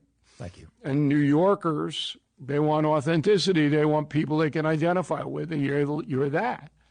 But you're also a dope sometimes. Yeah. Okay, which is okay in radio. Of course. Television is a little harder to be a dope. Yes. But no, it's true. But anyway, you come and then you make the show and carry the station with you. Obviously, mornings are everything, into the position of prominence. Number one, did you know you were going to do that? I did. You have confidence. I did. I knew it. Bill O'Reilly. Well, I really enjoyed doing his podcast. We'll do it live. And he's had some great guests. Again, Janine Pirro, Lindsey Graham, Rob Schneider, Steve Sharippa. But the numbers that I saw this weekend had me way ahead of all of them. Not that that matters, but I guess it does. It was a great podcast, about an hour long. And we dove into everything from our ascent to number one. He asked me, did you know what I said? I did, as long as I was able to do the show that I wanted to do, which is the show I did in Florida. I had guys named Eric Lengel and Steve Zemak. Now I've got guys named Lou Ruffino, Justin Ellick, and Noam Layton, but I knew the formula would work. I told Craig Schwab that and Chad back in 2016, but I wasn't doing that the first couple of years here. But I knew that once they allowed me to do what I wanted to do, that the show would be number one. So I did know it. But it goes into a whole bunch of stuff, including my addiction issues and all that. It's a pretty good watch. Bill O'Reilly will do it live. Rich Lowry, National Review, the great editor on this show every week, usually on Wednesdays, but the family had a nice trip to Yankee Stadium on Saturday, so I figured I'd bring him on today. So, Rich, you guys had a good time at the ballpark, huh? Yeah, so it's really not fair. I've been a Yankee fan for 50 years. You've been a Yankee fan for 5 minutes, and you're responsible for getting me on the field of Yankee Stadium for the first time in my life. Oh, my God. You know, it's so funny you say that because I'm going back to Yankee Stadium tonight to watch the Yankees sweep Baltimore. My buddies Keith Kantrowitz, Mark Oranger, it's a birthday gift, you know. And they got these great seats. So I just texted Randy Levine, who I texted on your behalf. And I said, I'll be there tonight. He goes, well, you're sitting with me. I mean, it's not even like you're sitting with me. That's it. So I'm going up to his suite tonight. And I think I talked about this last week. We're really happy about this. August the 22nd, Rich, Yankees are hosting the Toronto Blue Jays. And Randy Levine and the Yankees have given me and Danielle Randy's suite to hold our very first ever Dyspraxia DCD America Day at Yankee Stadium, something we did in Florida. Vinny Viola's Panthers as Vinny wins a Kentucky Derby on Saturday. So the Yankees are hosting our charity for a Saturday matinee between the Yankees and Blue Jays in August, and you better be there with the kids. That's awesome. That's my birthday, actually. No way. Yeah. Oh, that's awesome. Okay. Yeah. We'll see you then. I'm such a baseball fan. I have to tell you, I'm almost just content seeing warm-ups. I just love being on a beautiful baseball diamond. If you look closely, you always notice something new. Like the Orioles first baseman was doing this drill. This coach was doing a drill with them, where the coach was standing on second base and hitting ground balls to the first baseman like they were bad throws. Yeah. So you had to pick them. I'd never seen that before. Yeah. It's kind of interesting. It is interesting. It was a fantastic experience. It was a bobblehead day. So we got in early. When we got there, it was like 10:30, and there were lines like it was going to be a World Series game. Great. It was fantastic. So I owe you one yet again, Sid. No, you owe me nothing. We're dear friends for a very, very long time, and I love you. I want to read this tweet from my friend Mark Levin. Congratulations to the Democratic Socialists of America, a.k.a. Marxists. Congratulations to Elizabeth Warren, who helped kill Spirit Airlines and 30,000 jobs. Congratulations to Bernie Sanders, whose support for Obamacare has caused medical care costs to explode. Congratulations to Zohran Mamdani, who has nearly bankrupted New York City in just 3 months. It's a great tweet from Levin, and he's attacking the right people, Mamdani here and Bernie. But I want to talk about Liz Warren. He talked about Spirit Airlines. They literally went out of business like in the middle of flights. They told the flights to come back. They shut down customer service.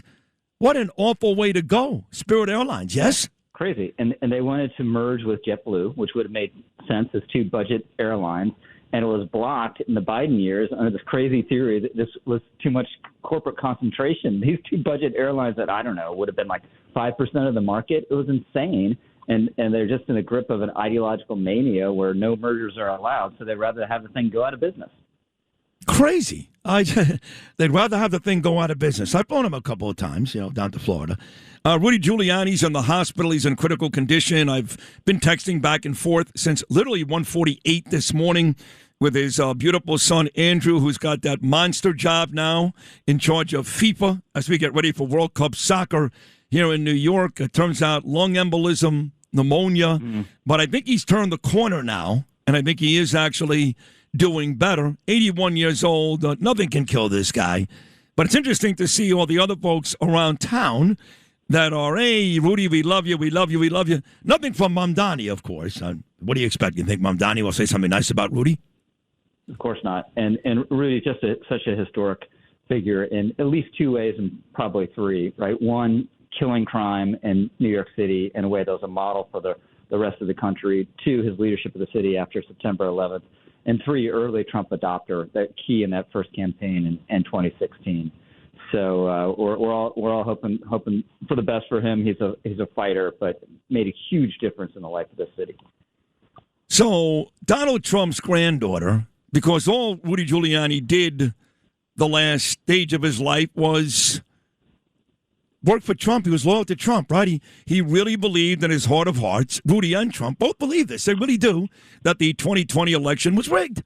So Rudy uncovered a lot of information that at the very least, has to make you think about it. Maybe you don't want to buy into it. Maybe you're like, well, maybe. Doesn't matter. Rudy, loyal to Trump, did a very good job uncovering a lot of information that should, at the very least, make you think twice. But I'll tell you what, Kai Trump, who happens to be the granddaughter of President Trump, and, of course, Kai Trump's mom has been dating Tiger Woods. She's an amazing golfer. She comes out this week. I want to play this for you. This is Cut 8, Lewis. And here's what Kai Trump, the granddaughter, had to say about her last name. I mean, hey, some people don't like me. I mean, 50% of the world doesn't like me because of my last name. But, like, they don't actually know me. So, like, I'm hoping if people actually give me a shot and, like, not look at, like, the last name, then I won't have any ops, but we'll see. Does that happen often? Are people screaming shit at you? I've had one time I was out in public and someone literally walked up to me to tell me that my grandma sucks. I'm like, well, thank you so much for taking the time out of your day to say that. Like, great. What do you want me to say to that? Like, I was literally like, okay.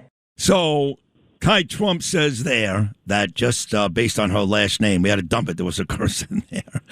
Based on her last name, that she believes that 50% of the country hates her. Forget about her grandfather, hates her. What do you think about that?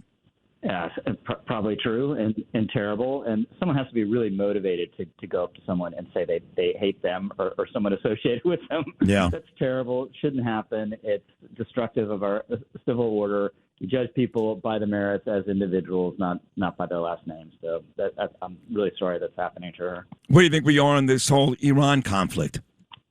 You know, it a lot depends. If we can actually break their blockade at the Strait of Hormuz, which Trump is now talking about and we seem more serious about, their leverage just disappears. And there have been reports that we're rejecting deals that I would think would be pretty good, suggesting that Trump thinks he has a lot of leverage here and the blockade is really destroying their economy, which it probably is. So I've been surprised, Sid, at his stick-to-itiveness. You know, he's very sensitive to markets, very sensitive to oil prices, and he's just like, no, this is more important. So I'm a little more optimistic than I have been in recent weeks. All right. I am getting reports right now. I can't confirm this, although it's been told to me that WFAN just mentioned it on their show, that we started this conversation with the Yankees. I am getting reports that John Sterling, the amazing voice of the Yanks for so many years, 87 years old, I'm getting reports he died today. I don't have that confirmation. I am very, very quick not to go on the air with stuff like that, because if the person's not dead, you know, you freak out a whole bunch of people. But once the fan says it, they do have the Yankees on their station. So Boomer Esiason said it, then I'm going to have to go with it. I'm going to wait for Noam to confirm this, or maybe John Catsimatidis, maybe Chad. Don't forget, John Sterling did a show here last summer, which I helped put together. He loved being on WABC and loved doing the Yankees. So if we can confirm or deny, but I am hearing from multiple sources now that the former legendary voice of the Yankees, John Sterling, has passed away. You have anything there, Noam, right now? Do you see anything? No confirmation yet, but I'll get you some. All right. That would be really sad if it's true. And again, if it's not, I'm sorry. But when you get a piece of information like that, you're, I guess I have to say it, right? Right, Rich? Yeah, what a radio voice. Hopefully he's still with us and this report is false. Right. But I just heard they still occasionally play advertising spots during Yankee games with Sterling's voice. And they did one over the weekend. Like, dear God, what a voice. And one of his great calls, I think you probably remember, right? It was the Braves versus the Mets, that crazy 18-inning game or whatever it was where Rick Camp hit a home run. Was that against the Mets? Yeah, 16 innings. No, Rick Camp was the reliever for the Braves, and the Mets beat him in 16, I think. Yeah, I think Rick Camp hit a home run to tie the game, did? like a 2-run homer. Yeah, okay. I think to keep it going. But I miss him every time. He annoyed me a lot as a broadcaster because he'd get home run calls wrong because his home run call was not entirely accurate because not every home run was high and far and deep. But otherwise, he just had so much personality and so loved the Yankees. No one loved his team. No broadcaster's ever loved his team more than John. Look, I remind people all the time that made fun of him. He's too cheesy, the Tino Bambino, whatever he did. I don't care. An A-bomb from A-Rod, Burn Baby Burn. baseball is entertainment. Now, yes, wins and losses matter, and people get billions of dollars to perform. But at the end of the day, all baseball is another form of entertainment.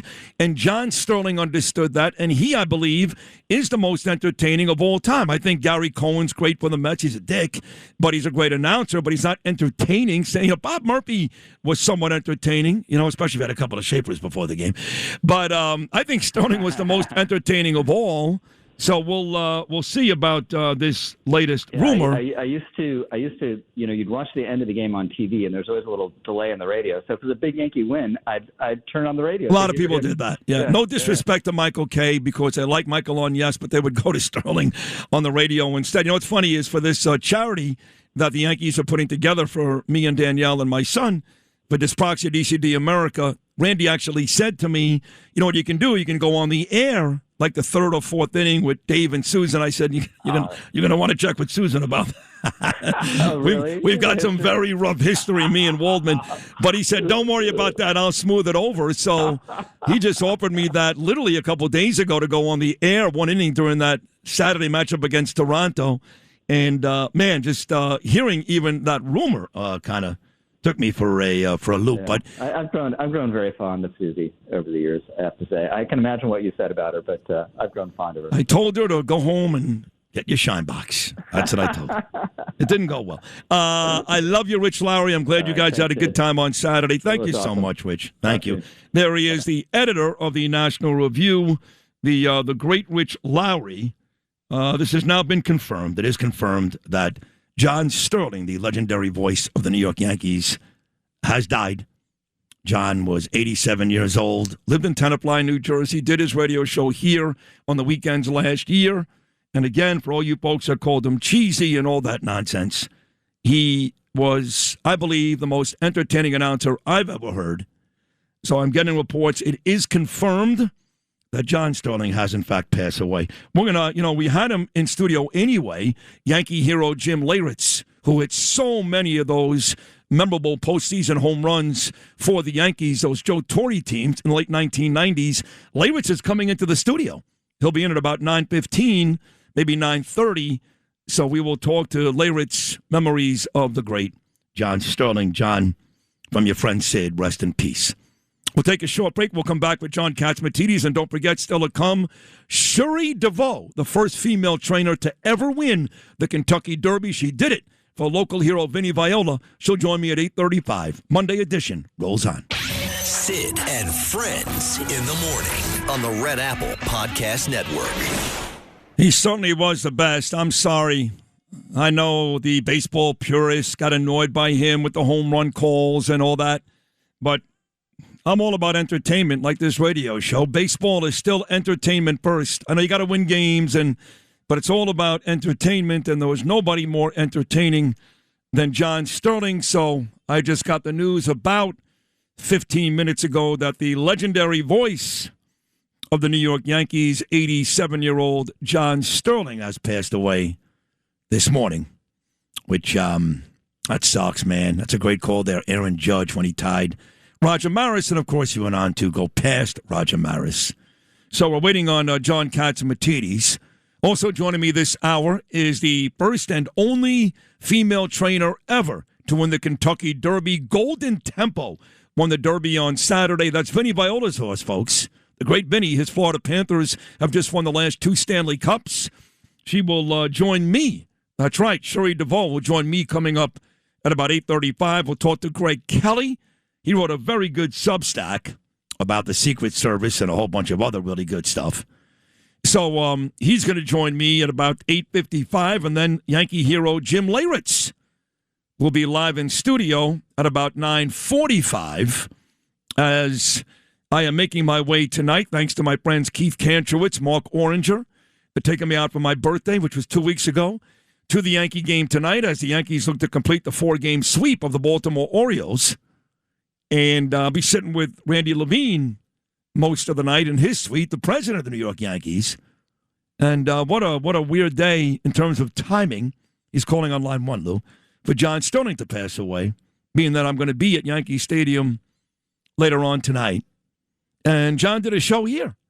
I guess his last show here was last October or November? Do you know, Lewis?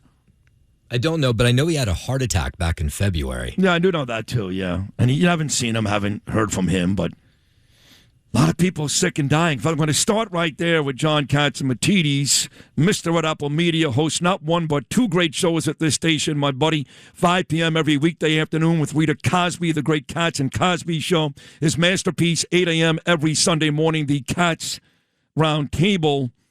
And found out yesterday that Saturday, that Rudy was in the hospital, critical condition, lung embolism, pneumonia. He has turned the corner, I believe. That's what I'm hearing.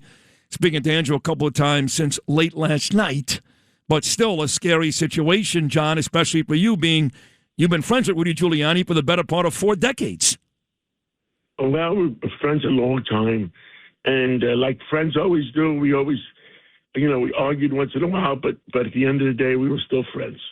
And I hope I'm not talking in the past. I think, he's one tough guy, and he's going to make it through this. Pneumonia at any age is tough. So, I don't know, it's a form of something with his lungs, something with pneumonia. But he's one tough guy. He's going to make it through. It's interesting. You texted me this morning. Because you're a sensitive guy. You're a sweet guy, John. You know I mean that, right? You know I love you. And you're talking about all these people that have passed away. A.R. Bernard's mother. And last week, you spoke for Captain Ed Momet and Chuck Sullivan. And over the last couple of months, Ernie Anastas and Al Thornton, Dick Silverman. And now we find out this morning, I broke it right here, moments ago, that the legendary voice of the Yankees, who hosted a show on this station last baseball season, John Sterling, just passed away this morning. A lot of good people dying as of late, John.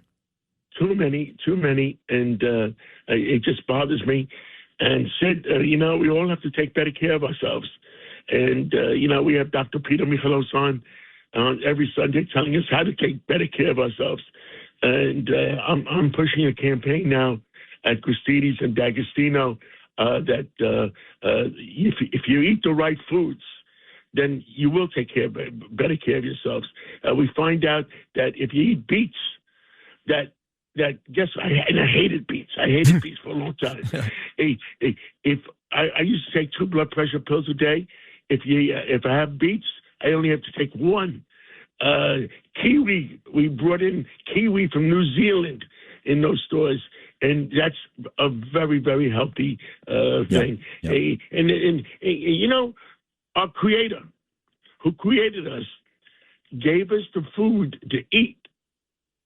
So, if we don't eat the food, the Iranian people, the Persian people always ate pistachios. Pistachios are very good for you. Very healthy. Almonds are very good for you. Most nuts are very good for you. Most nuts. Yeah, and so we all have to take better care of ourselves, and that's what bottom line is. 100%. 100%. I mean, some of these people, look, John Sterling, God rest his soul, he was 87, and not that that's old, but, it's 87 is pretty good. I'll sign for that right now. But I was thinking about you this morning, too, because for folks that don't know John Catsimatidis, not only does he own the supermarkets and the oil companies and ABC and the baseball team, he was a pilot. So when I saw this story that Liz Warren helped make happen, but she's a horrible person, Pocahontas, making sure that Spirit Airlines will never fly again. I know Trump is considering buying it. I said, what about John? Let's get back into the airplane business, John. How about Spirit Airlines and we change it to WABC Airlines? I've been in the aviation business for 40 years. And the old joke was, how to make $100 million in the aviation business? How? You start with $1 billion. That's funny and true, right? Now, it's true. The Democrats really screwed up in 2024 when they shot down the merger between, what was it, Blue and Spirit, because a few executives might have lost some jobs overhead, but right now everybody in Spirit lost its jobs. Yeah, and they should have made that merger. And the other mistake, I have to comment on management team of Spirit Airlines. when the price of gasoline goes up, the price of jet fuel goes up, you have to raise the price. You can't be America's hero every day. You have to deal with the problems that happen every day. Yeah. If the price of chocolate milk goes up, I'm going to raise the price of chocolate milk. Do I have a choice? No, I mean, you have no choice. And what's the unfair thing going on in America right now is the price of WTI oil is going up because there's no shortages in America. Zero shortages between Canada and the United States, and drill, baby, drill. Yeah, there's no shortages. No, and the price should not be up to where it is right now. And it's the people that that do the drilling that guess what? They're making $1 zillion right now. And look, it's going to be over. I would say. In about, we said 30 days originally. We said 45 days, but it will be over. It needs to be over, like you said, with the price of energy, with the midterms looming. And, we saw Warsh last week up on Capitol Hill. He's going to be the replacement, obviously, for the Fed, for Powell. But interest rates are also still way too high, not just energy costs. You talk about the midterm elections. We need cheap gasoline prices, cheap energy prices. We need lower interest rates. And Powell has been doing a horrible job. And all of a sudden, he announces that even though he's not going to be the Fed governor the Fed chairman by May 15th, he wants to stay on. Now, nobody stays on. He wants to stay on to break chops. That's the only reason why. That's it, right? That's it. And what we need in November is lower interest rates so everybody can buy a home again at 2.5%. I got a price 2.5% interest rates on my Long Island home. I mean 2.5%. It's great, but you can't pay 4, 5, 6% normal people, and less people are buying homes. That's not fair. And President Trump is trying to get both done. And me and you are both betting on President Trump because I think he will get it done. Me too. No, me too. You and I are. Look, we're friendly with the president. Obviously, we like him as a person. He likes us. But there's nobody in the world. The other thing, Sid. Yeah. The other thing with these airlines, to satisfy the Biden administration, they hired a lot of people that weren't qualified to fly those airplanes. DEI. Yep, DEI hires. I mean, you look at this, John. I don't mind having a porter that with DEI, right? But not the guy flying my airplane. Oh God, no! I mean, look, all the times you flew an airplane, John, I'm going to bet money right now that you never hit a truck or a light pole trying to land your plane. Right? Am I going to win? Never. And I always flew with qualified co-pilots, and you have to listen. Flying airplanes, flying jets, it's a critical thing. You can't make mistakes. You can make a mistake maybe driving, but you can't make a mistake flying. No. And you want to go DEI, restricted to certain industries. Couldn't agree more. So I want to put a nice little bow on this great conversation. Great job as always today, John. And kind of wrap it up where we started. I want you to comment on two personalities in particular. I did see your tweet about Rudy. You started off the conversation talking about Rudy, but let's kind of end it right there too. John, with Rudy in the hospital, your thoughts on your friend for a long time, Rudy Giuliani. He's one tough guy. He was the best mayor that New York ever had. We were down in the sewer in New York. I mean, so far down the sewer, when we looked up, we were still looking down. And they said nobody can bring this city back. Rudy Giuliani brought this city back. And I would say to everybody, never forget, no matter how bad the city gets, the right mayor the right governor will always bring this city and the state back. True. That's why Bruce Blakeman has to win. And finally, I know you're a big Yankee guy and very, very friendly with Randy Levine. You're his buddy. I'll be out there tonight with Randy. And you actually... We're partners with the Yankees and the Ferry Hawks. Right, the Staten Island Ferry Hawks. And John has partnered up with Randy and the Yankees for that great baseball team and that beautiful stadium. And last year, John, you employed John Sterling. You gave him a job here. You gave John Sterling only wanted to do a talk show one more time. Folks don't know this. I'm gonna tell them right now because I got involved in those conversations. John Sterling only wanted to do a sports talk show one more time. And last summer, John Catsimatidis, you made it happen for him. He died this morning at the age of 87. But you made it happen for him. The last thing he wanted to do at the end of his career, you made happen. You got to feel pretty good about that. What are your thoughts about John Sterling? He was a great guy. His voice was recognized by millions and millions of people. And, it's like Mickey Mantle. He wanted to play center field one more time.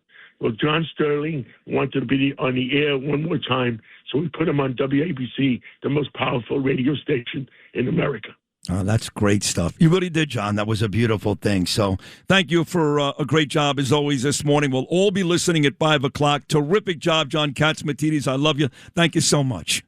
Take care. Have a great day. You too. That's Mr. Red Apple Media. And it's true. He's been friends with Rudy Giuliani for the better part of 4 decades.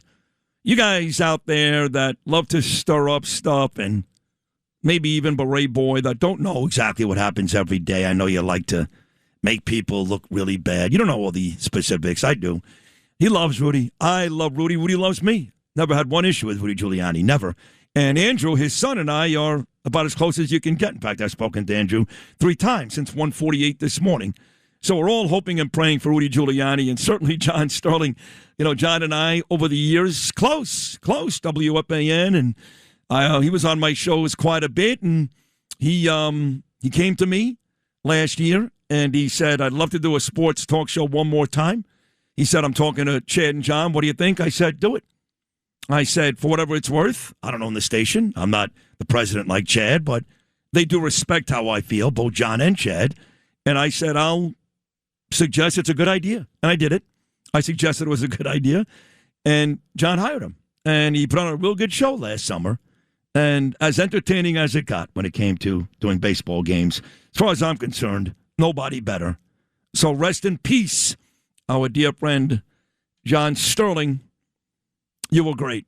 Like Carly Simon says right here, nobody did it better.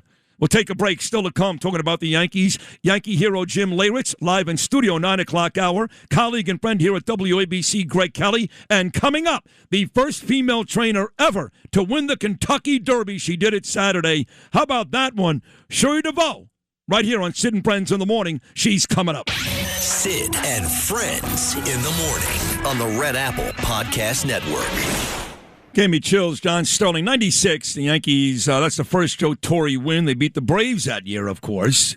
Charlie Hayes over at third. He was not the everyday third baseman. Scott Brocious was, I believe.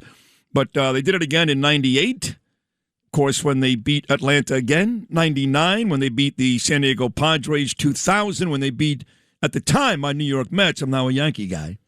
Those were the 4 wins for Torre. And then they lost in 2001 to Arizona and 2003 to the Marlins. But that great call, John Sterling, so many of those. And we got the sad news this morning that at the age of 87, John Sterling has passed away. I did tweet this, R.I.P., my friend John Sterling. Now listen carefully, Lewis. The most entertaining baseball announcer in my lifetime. Entertaining being the key word. Why did I write that? Because I'll start getting all this trash. Are you nuts? He's no Vin Scully. I didn't say he was. Listen to the word here, which I put in caps. Entertaining. All right? Maybe not the most accurate when he called a pop-up to a first base that was out of the ballpark, or a home run that was a pop-up to first base. Okay, we have a couple of those. Bob Murphy did the same thing, but in terms of entertainment value, there was nobody better. That's my opinion. So thanks for the calls, John Sterling. We'll talk to Governor David Paterson now. We made a little switch. Greg Kelly will join us tomorrow. There's some Yankees here.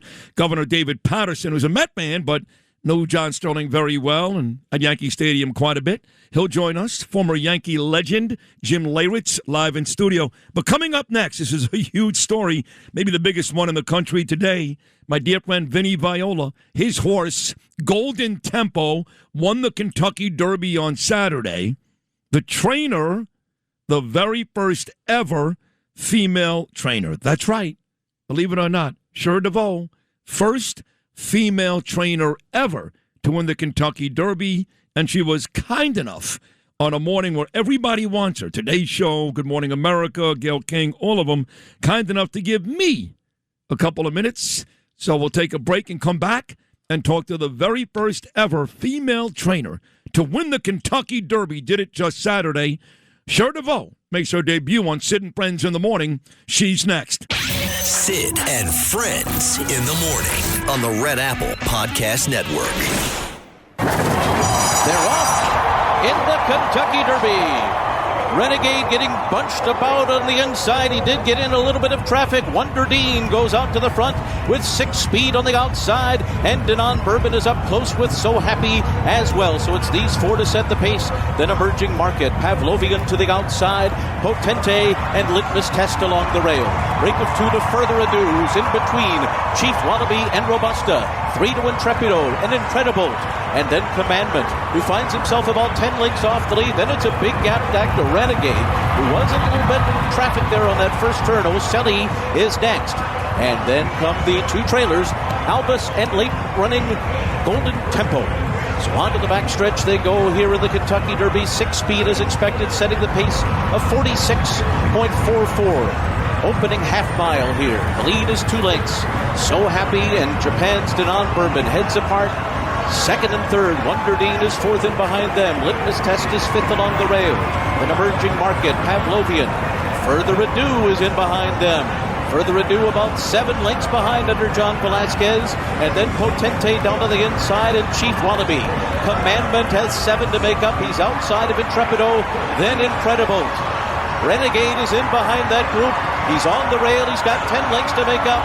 As 6 speed and Denon Bourbon are 1-2 on the far turn. Mike Smith and So Happy are there to their outside. 2.5 back. And then down toward the inside comes Emerging Market as they make their way to the top of the stretch. Further Ado is getting going on the far outside with Commandment. They're both putting in their runs as they arrive into the final furlong. Ocelli is also gaining ground on the far outside as they come to the last 16th of a mile. Denon Bourbon in front. Ocelli a huge long shot. Renegade and Golden Tempo are closing too. Here's Golden Tempo! Golden Tempo! And Cherie DeVaux make history in the Kentucky Derby over Renegade in a final time of 2:02.27 seconds. The first female trainer to win the Kentucky Derby. 44-year-old Cherie DeVaux conditioning Golden Tempo with a tremendous run down the stretch to win the Derby. So a couple of years ago, I'm down in South Florida doing sports talk radio, and I get a guy reaches out to me. His name is Doug Sifu, and he said, Sid, congratulations. You're doing a great job down here. We know you're the best hockey guy in town, and, you know, we just bought the Florida Panthers, my main man, Vinny Viola, and we want you to get involved because we are fans of yours from your days on WFAN radio in New York. I go, oh, that's great, Doug. Yeah, thank you. I didn't know who Vinny was. I know Virtue is a big deal here in New York, and everybody on the floor in the stock market knows Vinny, but I didn't. But I did meet him very, very quickly, thanks to Doug Sipu, and we hit it off going to Florida Panther games. He even flew me with the team on a couple of series when they took on the Rangers, Islanders, and Devils here in New York. One weekend was Super Bowl weekend, and we became very, very close. Long story short, Vinny's hockey team, the Florida Panthers, have just won the last 2 Stanley Cups. And now on top of that, Vinny's horse, Golden Tempo, has just won the Kentucky Derby. I had the favorite a couple of years ago, the horse named Forte, who unfortunately stepped on a pebble the morning of the big race. But this horse, the 19-horse Golden Tempo, wins the Derby, and everybody here in New York and Brooklyn very excited for our dear friend, the great Vinny Viola. But the story doesn't end there. It gets even better when you look at his trainer, the first female trainer ever to win the Kentucky Derby. Just a lovely lady. She was great on NBC after the win on Saturday, Cherie DeVaux, and she is kind enough on this Monday morning, 2 days after her historic victory, to join us on Sid and Friends in the morning. Cherie, congratulations on this momentous feat. Thank you so much.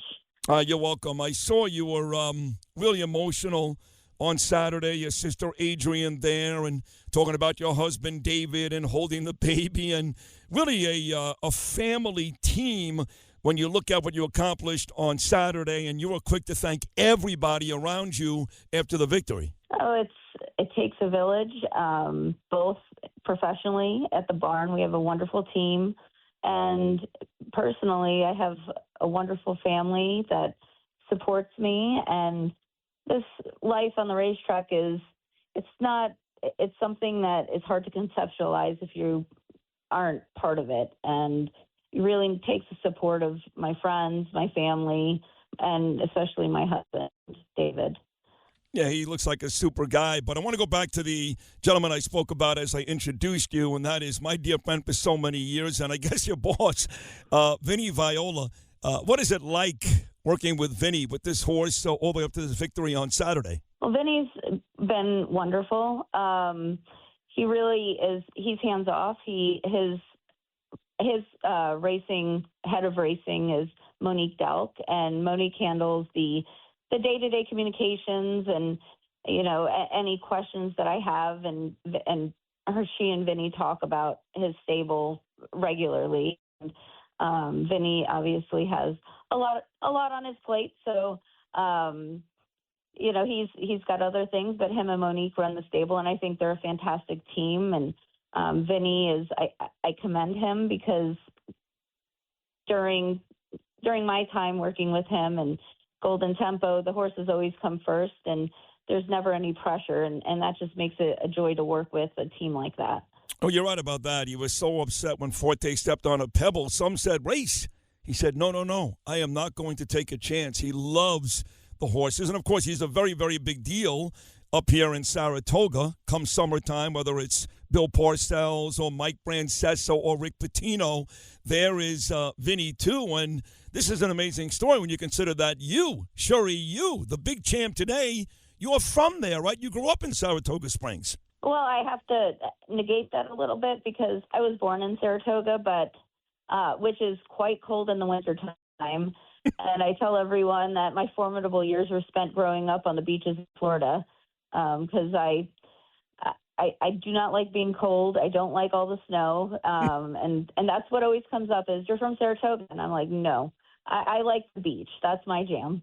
Oh, I don't blame you. I also lived in Boca Raton for 16 years, and I can't stand the cold either. It's getting harder for me now. I'm just turned 59, and the New York winters are getting harder for me. So Phipps Stable, St. Elias Stable, are they both in Florida? Well, the Phipps Stable is based out of Kentucky. The Phipps family has been influential part of thoroughbred racing history, and I do believe they're based, a lot of the family lives in New York City and surrounding areas, and Daisy, who is my contact again, and I've known Daisy for years, is from Lexington. Got it. And but St. Elias, that's down south, right? Correct. Vinny and Teresa, they travel a lot, but I do believe their home base of operations is in Florida. This is Cherie DeVaux. She just trained Golden Tempo to a Kentucky Derby win on Saturday. First female trainer to ever do that, and being celebrated all over the country today, as she should be. Tell me about his workouts and what he looked like leading up to this race, even that morning little trot there. Did you have a lot of confidence that this horse really could win the Kentucky Derby? Let's not forget, the horse went off at 23-1. Nice payday, by the way, $48. But were you confident, based on the workouts before the race and even Saturday morning, this horse was going to do what it actually did? Most definitely. Golden Tempo is interesting as far as handicappers go and what handicappers see on the form as opposed to what might be going on behind the scenes. So Golden Tempo he wasn't the most precocious colt. He always looked like he was going to get better with time, maturity, and with racing. And he's a true classic distance horse, mile and a quarter. So after Golden Tempo won the LeCompte, which was his first Derby prep race, the team and I spoke that he was a horse that's going to be in development, and we needed to have him peaking on Derby Day, not the races before. So as long as the horse was continuing to improve, as long as he was standing up to training and his speed figures were going in the right direction, we were going to keep the bigger picture in mind and not focus so much on each individual race leading up to the Derby. And he, if you could write it in a script, he followed the script perfectly. He really did. And your jockey, Jose Ortiz, what a great day, Cherie, for the Ortiz brothers. Your jockey, Jose, wins the race. His brother, Irad, his horse, Renegade, comes in second. I'm not sure there's ever been a Derby where brothers finished 1-2. Probably not. Jose also, by the way, became one of maybe a dozen jockeys ever to win now every leg of the Triple Crown. I heard you talking about the Ortiz brothers, specifically your jockey, Jose, saying, I know him since he's like a little kid. How about Jose Ortiz, what he did on Saturday? Oh, most definitely. I have to give a lot of credit to Jose, and I've known both Irad and Jose since they first moved their tack to New York, and in their early 20s. And Jose has been an integral part of our stable's growth in the last couple of years. He was based in New York and Florida, and he decided to come to Kentucky, and then subsequently went down to Fairgrounds. And he has put a lot of work into not just Golden Tempo, but a lot of other runners in our stable. He's got a vested interest, and it doesn't matter. Golden Tempo is top echelon of horses, but even in developing our babies, he's out, he's working hard, and he did. He had all the faith in Golden Tempo. I'm sure he had the opportunity to ride other horses that seemed to be a little bit better of a choice at the time, but he stuck through and really had showed loyalty to our stable, and we so much appreciate that. And what about the tactic he used? The horse, the 19 horse, obviously, you 19 post position, so you start on the outside. The fact that he's in dead last, Cherie, I'm watching this thing, and boom, gets to the outside and makes that unbelievable stretch run to win the race. What do you think about the way Jose ran the race? Well, again, if you could write it on paper, he executed it perfectly. Golden Tempo is a deep closer, and by nature of that, the rider is going to make the difference in the race as long as the horse shows up. So the one thing that's good about a horse's running style like him is as long as in the stretch run you don't get in trouble, you're really not in the thick of things. Horses get tired and they're backing up into you, or horses are trying to move forward and you get bumped around. Well, he's so far out of it that none of that is a factor in his running of the race. So Jose, we spoke about it at length throughout the week. We don't want to try to change his running style. It's effective for him. And having an outside post is actually to our advantage so that the horses can run away from him and he just can save ground and get on the rail. Now, I will say it was a nail biter going around the first turn when he was so far out of it, and I haven't even had the time to even look at a chart to see how far back he was, but it was nearly a furlong, it seemed. And, Jose just timed it perfectly. He saved all the ground the first turn. He got himself in position going around the second turn and just went in the clear, and the horse responded, and Golden Tempo responded. Amazing. Two more, and we'll let you run here. Again, this is Cherie DeVaux. She just trained Golden Tempo to a Kentucky Derby win out of Vinny Viola's stable. I love that, Vinny and Teresa. I do want to ask you about the big story, which is you're a woman. Wow. And you're the first female, I know, you're the first female trainer. I love all that stuff. You break glass ceilings and, folks that are the first to do anything certainly should be celebrated and recognized. But were you celebrating the fact that you're the first woman to win the Derby on Saturday, or the fact that your horse just won the Derby on Saturday? I definitely celebrated that I'm a horse trainer, and the horse won. Golden Tempo won the Derby. Female trainers are underrepresented in the sport, but it's hard for me to think of myself as, breaking a glass ceiling or going out and being,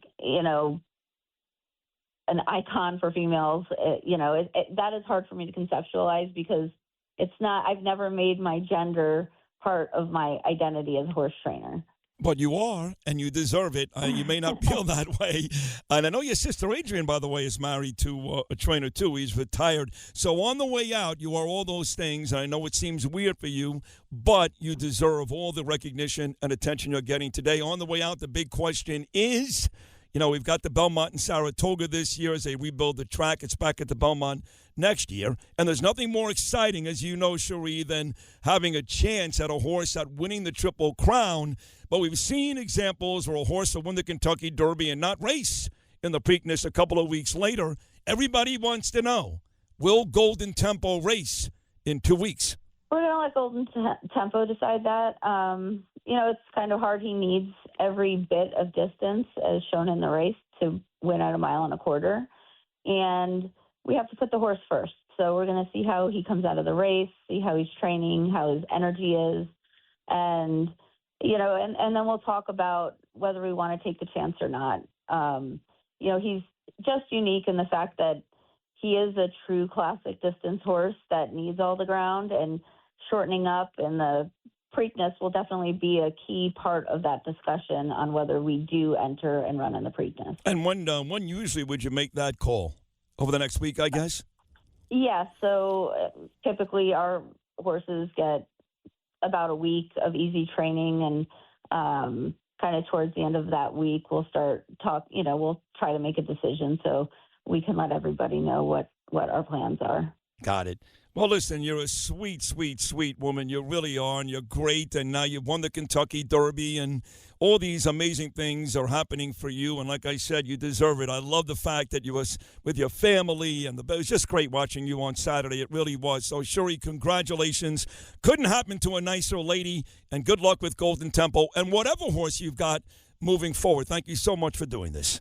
Thank you so much for having me on. Appreciate it. All right, sweetie, take care. There she is, Cherie DeVaux, and her horse, Golden Tempo, just won the Derby.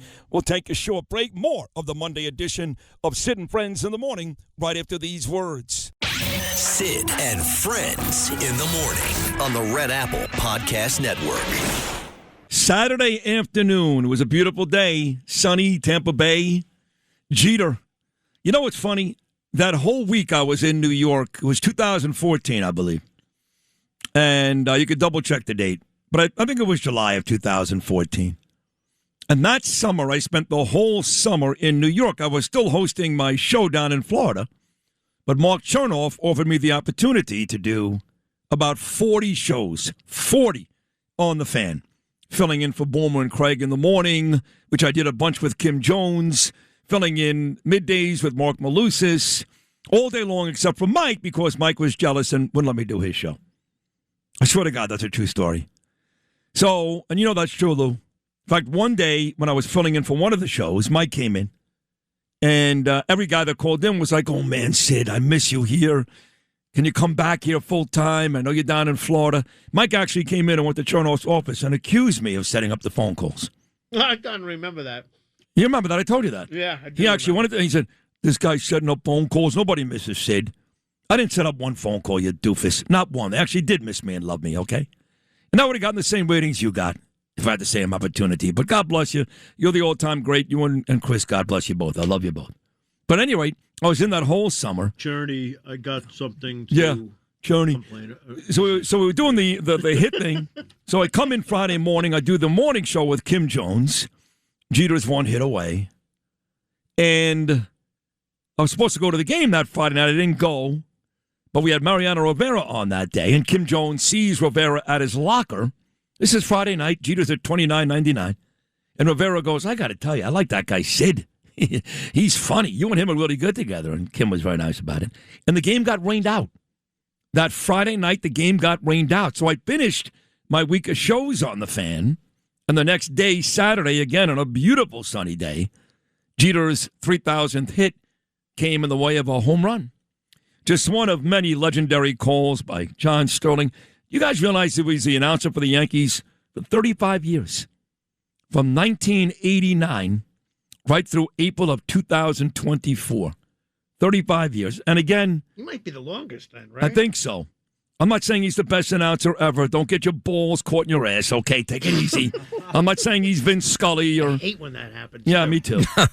But what I'm saying is, in terms of entertainment value, which baseball still is, he was as good as anybody ever. Ever. What's the matter? Well, I wouldn't like that to happen.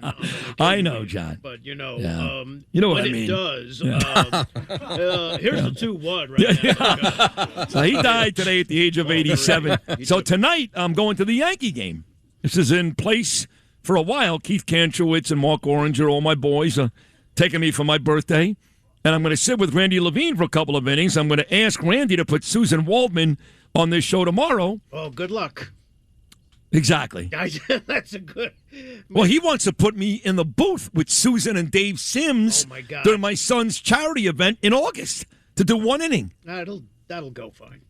I don't know, bro. No, it'll go fine. I'm going to try to get Waldman on this show tomorrow. That stuff is so long ago. I know. Jim Leyritz will join us live in studio in about 30 minutes, one of the old-time Yankee heroes. But joining us right now, former governor... He can talk about a whole bunch of stuff. He's actually a Met fan. I got to 1 million Met games with Governor David Paterson, but I guess he's got memories of John Sterling.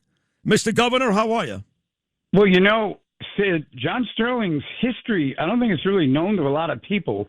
Back in the 60s, when AM radio was mostly music, the two stations that would compete were WABC and WMCA. But WABC had Bruce Morrow and they had Herb Oscar Anderson and all these other people, and they just dwarfed WMCA. So what WMCA tried to do is to become a talk station. And what they needed to complete the roster of air personalities is they didn't have a sports person, so they took the music DJ Jack Spector and tried to make him a talk radio host. Sports guy, right? Sports. Yeah. And he was very friendly and very good, but he didn't really know that much about sports. So they moved him out, and they brought in this guy named John Sterling. And I really liked him. And one of the things I remember about him that changed his life, and I reminded him of this about 3 or 4 months ago, was he was doing a show in 1972. Now, remember, 1972 would be a presidential election year. And there was a news bulletin that Governor George Wallace of Alabama had been shot while campaigning. He was trying to run for president. Sterling completely flipped right out of sports and started talking about violence and how people have no respect for each other. And, of course, this is the era of the Kennedy brothers being killed and Martin Luther King and Wallace survived his shooting.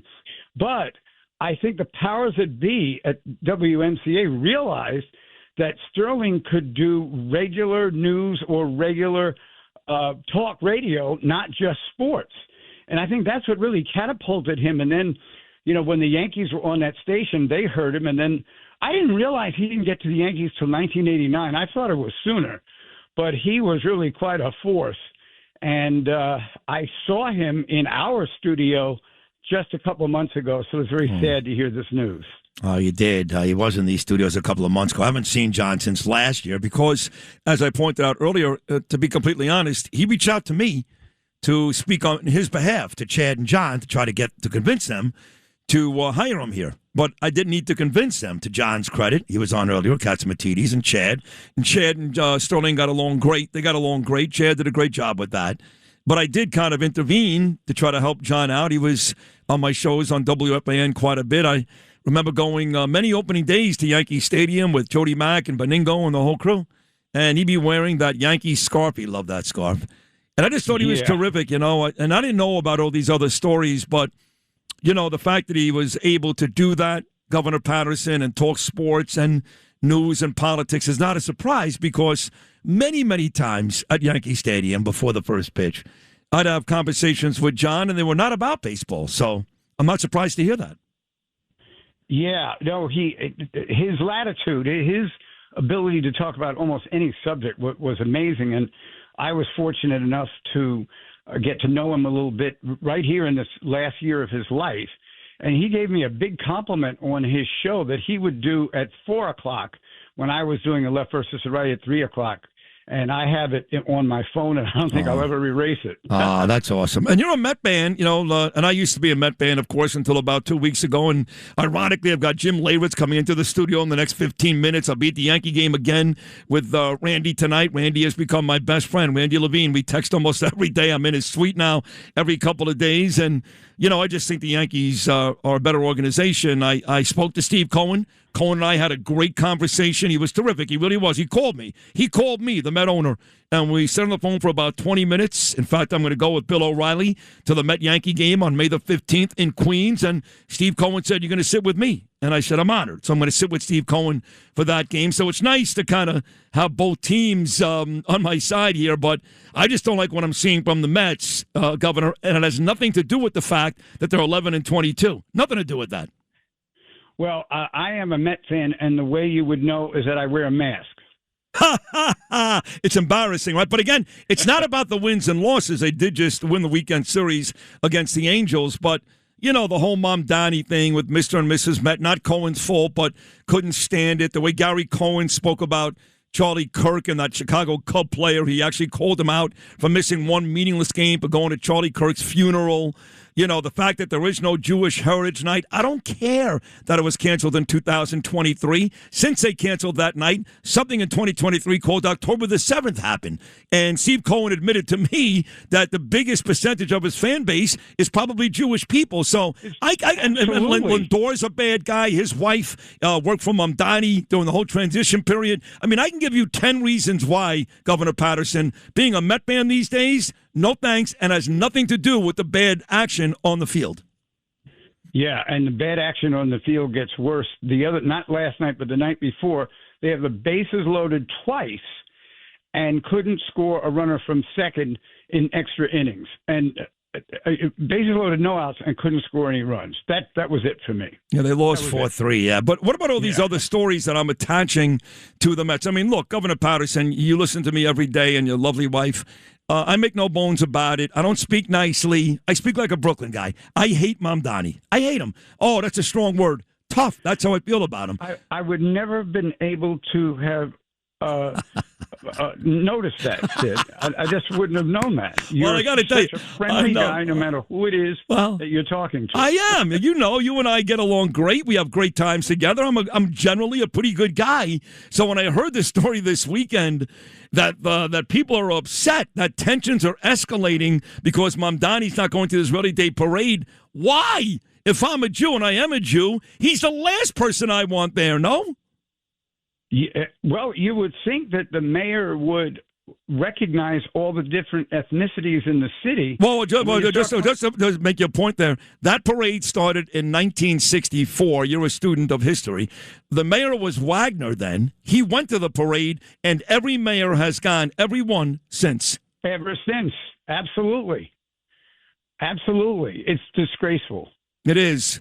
What are your thoughts on Bruce Blakeman's chances of beating Hochul? I mean, realistically, you were the governor, and you were a good one, really a very good one, and you got screwed talking about baseball or baseball tickets, which is ridiculous. Yes, exactly. You should. What do you think of Bruce Blakeman's run against Kathy Hochul?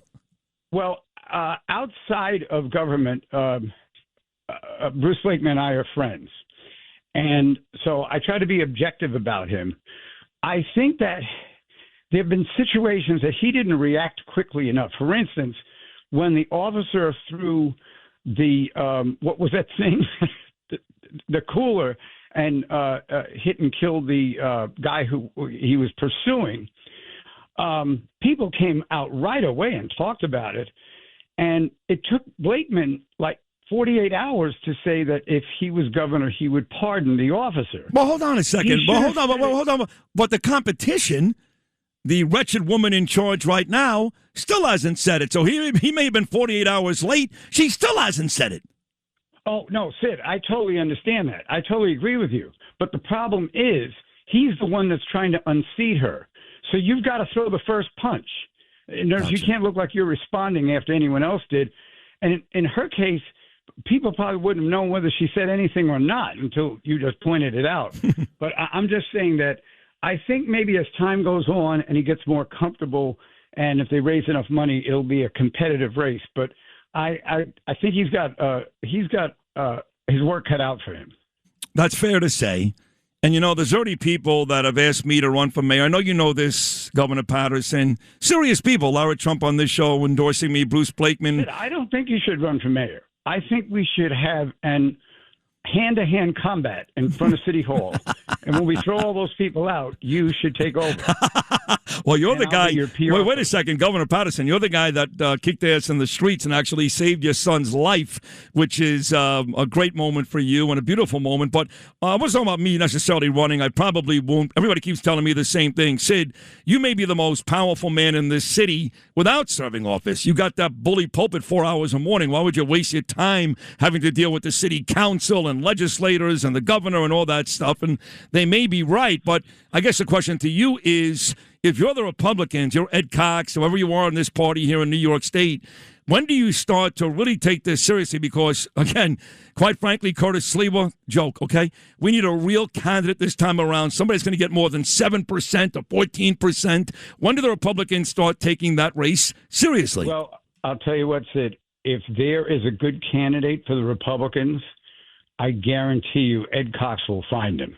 He works at this all the time. He's quite a gentleman when you talk to him, but he really wants to change a lot of things. And, I was the Democratic chair when he was the Republican chair. We actually got along. So I think the issues that come up are going to direct how people vote this year more than the personality. Well, would you look then, if you're Ed Cox, I'm being serious, Catsimatidis has run for mayor before. He almost did it again, but he's got enough on his plate, okay? But he's a billionaire.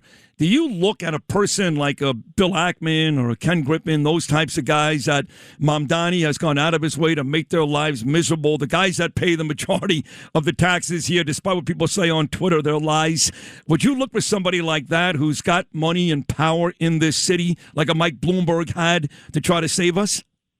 I think the only two people who could be guaranteed to become favorites would be Michael Bloomberg or, and I'm not just saying this, John Catsimatidis. You would actually suggest to Bloomberg that he should run again? He's already won it 3 times. Well, the way the state is, maybe a 4th time is in order. Yeah, listen, I wouldn't. I had a very difficult time with Bloomberg's 3rd reign. That was terror. But the first 2, following Rudy Giuliani, he was certainly very, very good. And talking about Rudy Giuliani, he's in the hospital this morning in Florida. Reports that I'm hearing is pneumonia, lung issue, but he is turning the corner. Any thoughts on Rudy? Well, that's good to hear. Apparently, he was not well when he did his podcast Friday night, and then somewhere between then and yesterday afternoon, it became clear that he was very ill. But I was happy to hear that they said critical but stable. And stable usually means that the person will recover. Right. I'm not a doctor, but that's just how I thought it. Right. No, that's true. I spoke to his son 3 times already, starting at 1:48 this morning. Andrew, great Andrew.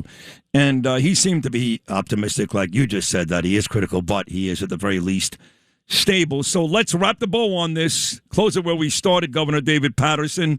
You had some great stories and some great information about John Sterling. So in case his family in Tenafly, New Jersey is listening right now, what would you like to say on the way out about the Yankee great John Sterling, who we lost today at the age of 87?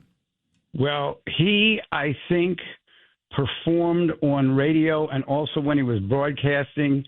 He really changed what broadcasting was. It used to be like a monotone, and it is high, it is far, it is gone. Only one person could say that, and that's John Sterling. You're right. It is high, and it is far. Far. Yeah. It's gone. Yeah. That was great, Sid.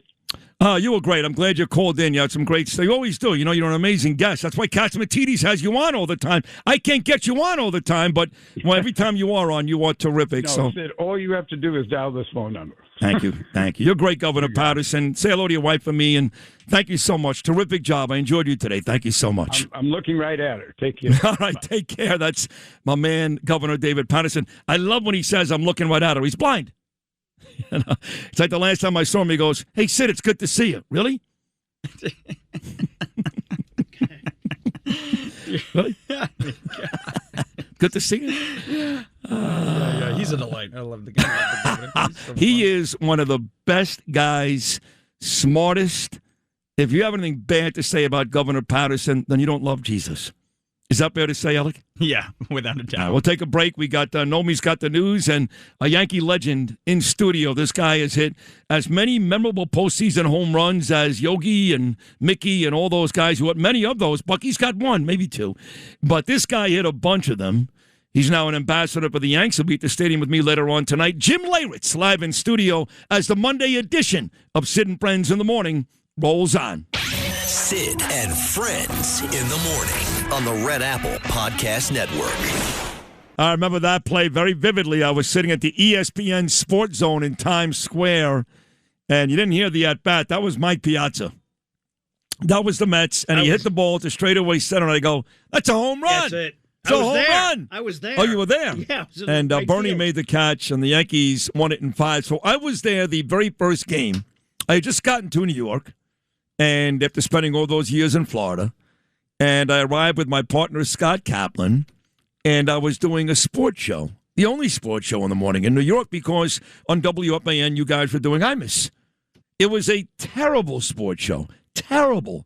Me and Scott Kaplan. When he left, they tried John Riggins. They tried Jay Glazer. They tried Blaine Ensley. They tried this comedian, Eddie If. They eventually hired Craig Carton. Me and Carton didn't get along. It was a terrible show. Terrible. But I was here for the 2000 World Series, so I was here for the Mets and the Yanks. And I got to go to Game 1. That was a Timo Perez game. You remember that? Yeah, yeah. Yep. Never And forget Armando Benitez. And I sat with John Lynch. when he was thrown out at home plate, right? Yes. Is that okay? Yes, and I sat with John Lynch and his beautiful wife. Lynch, of course, runs the 49ers, NFL Hall of Famer, played baseball at Stanford.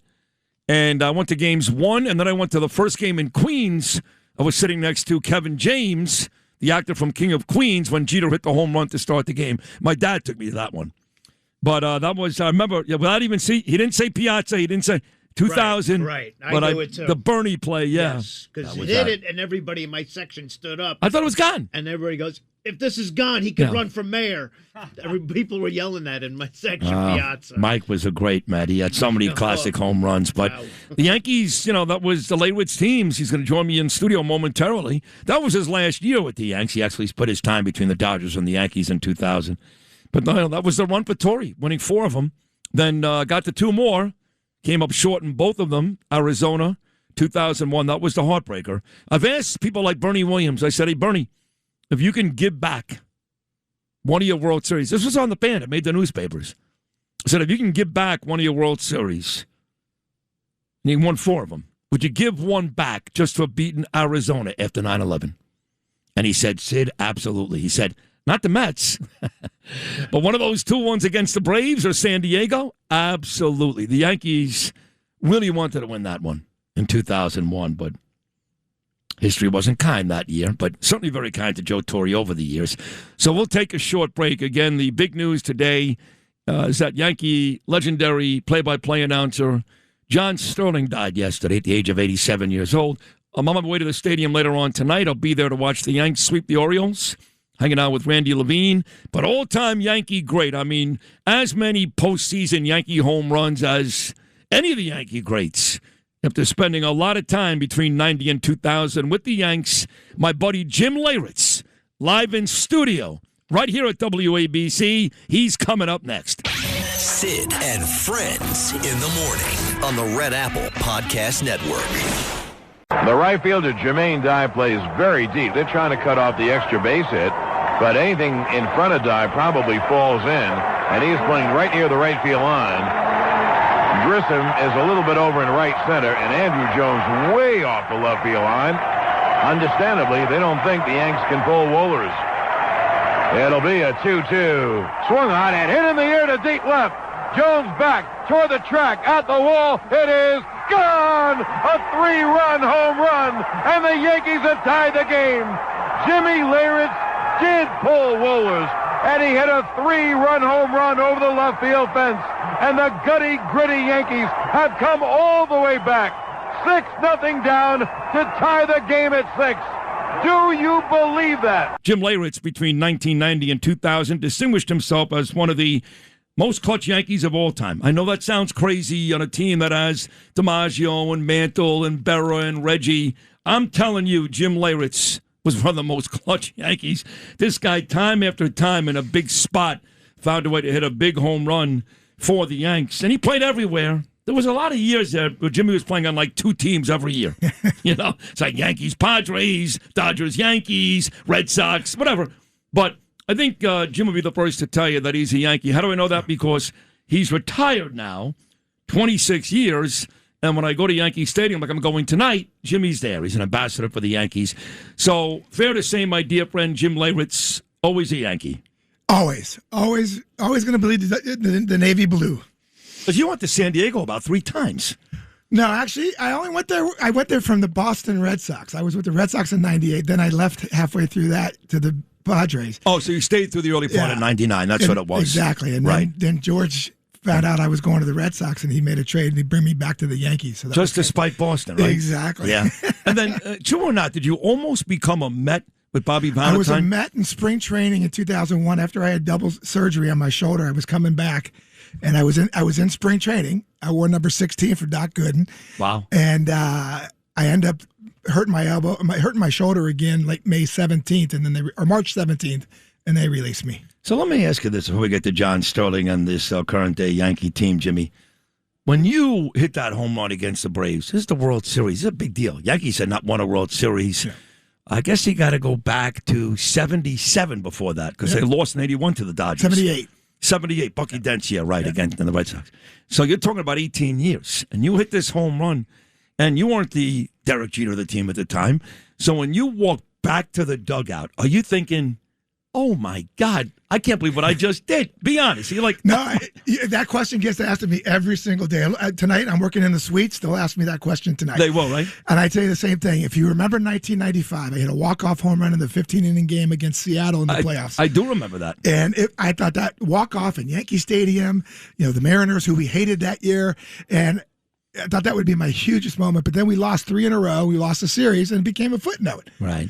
Well, not a footnote, because what they talk about all the time is poor Don Mattingly got to the Yankees after they won the World Series. Yep. And that was his last year in 95. The very next year, you guys won the World Series. Exactly. So they say, you must have been floating around the bases in 96 when you hit that one. I said, no, to be honest with you, all I could think about is if we don't win, this is another footnote. Another footnote, wow. And you know what? The fact that we won, the fact that Wade Boggs got a walk and not a base hit, my home run became the biggest thing. And even big important to that, in 97, when the Yankees lost to the Indians, they were going to fire Joe Torre and get rid of Mariano Rivera. George walked into Gene Michael's office and said, get rid of these guys.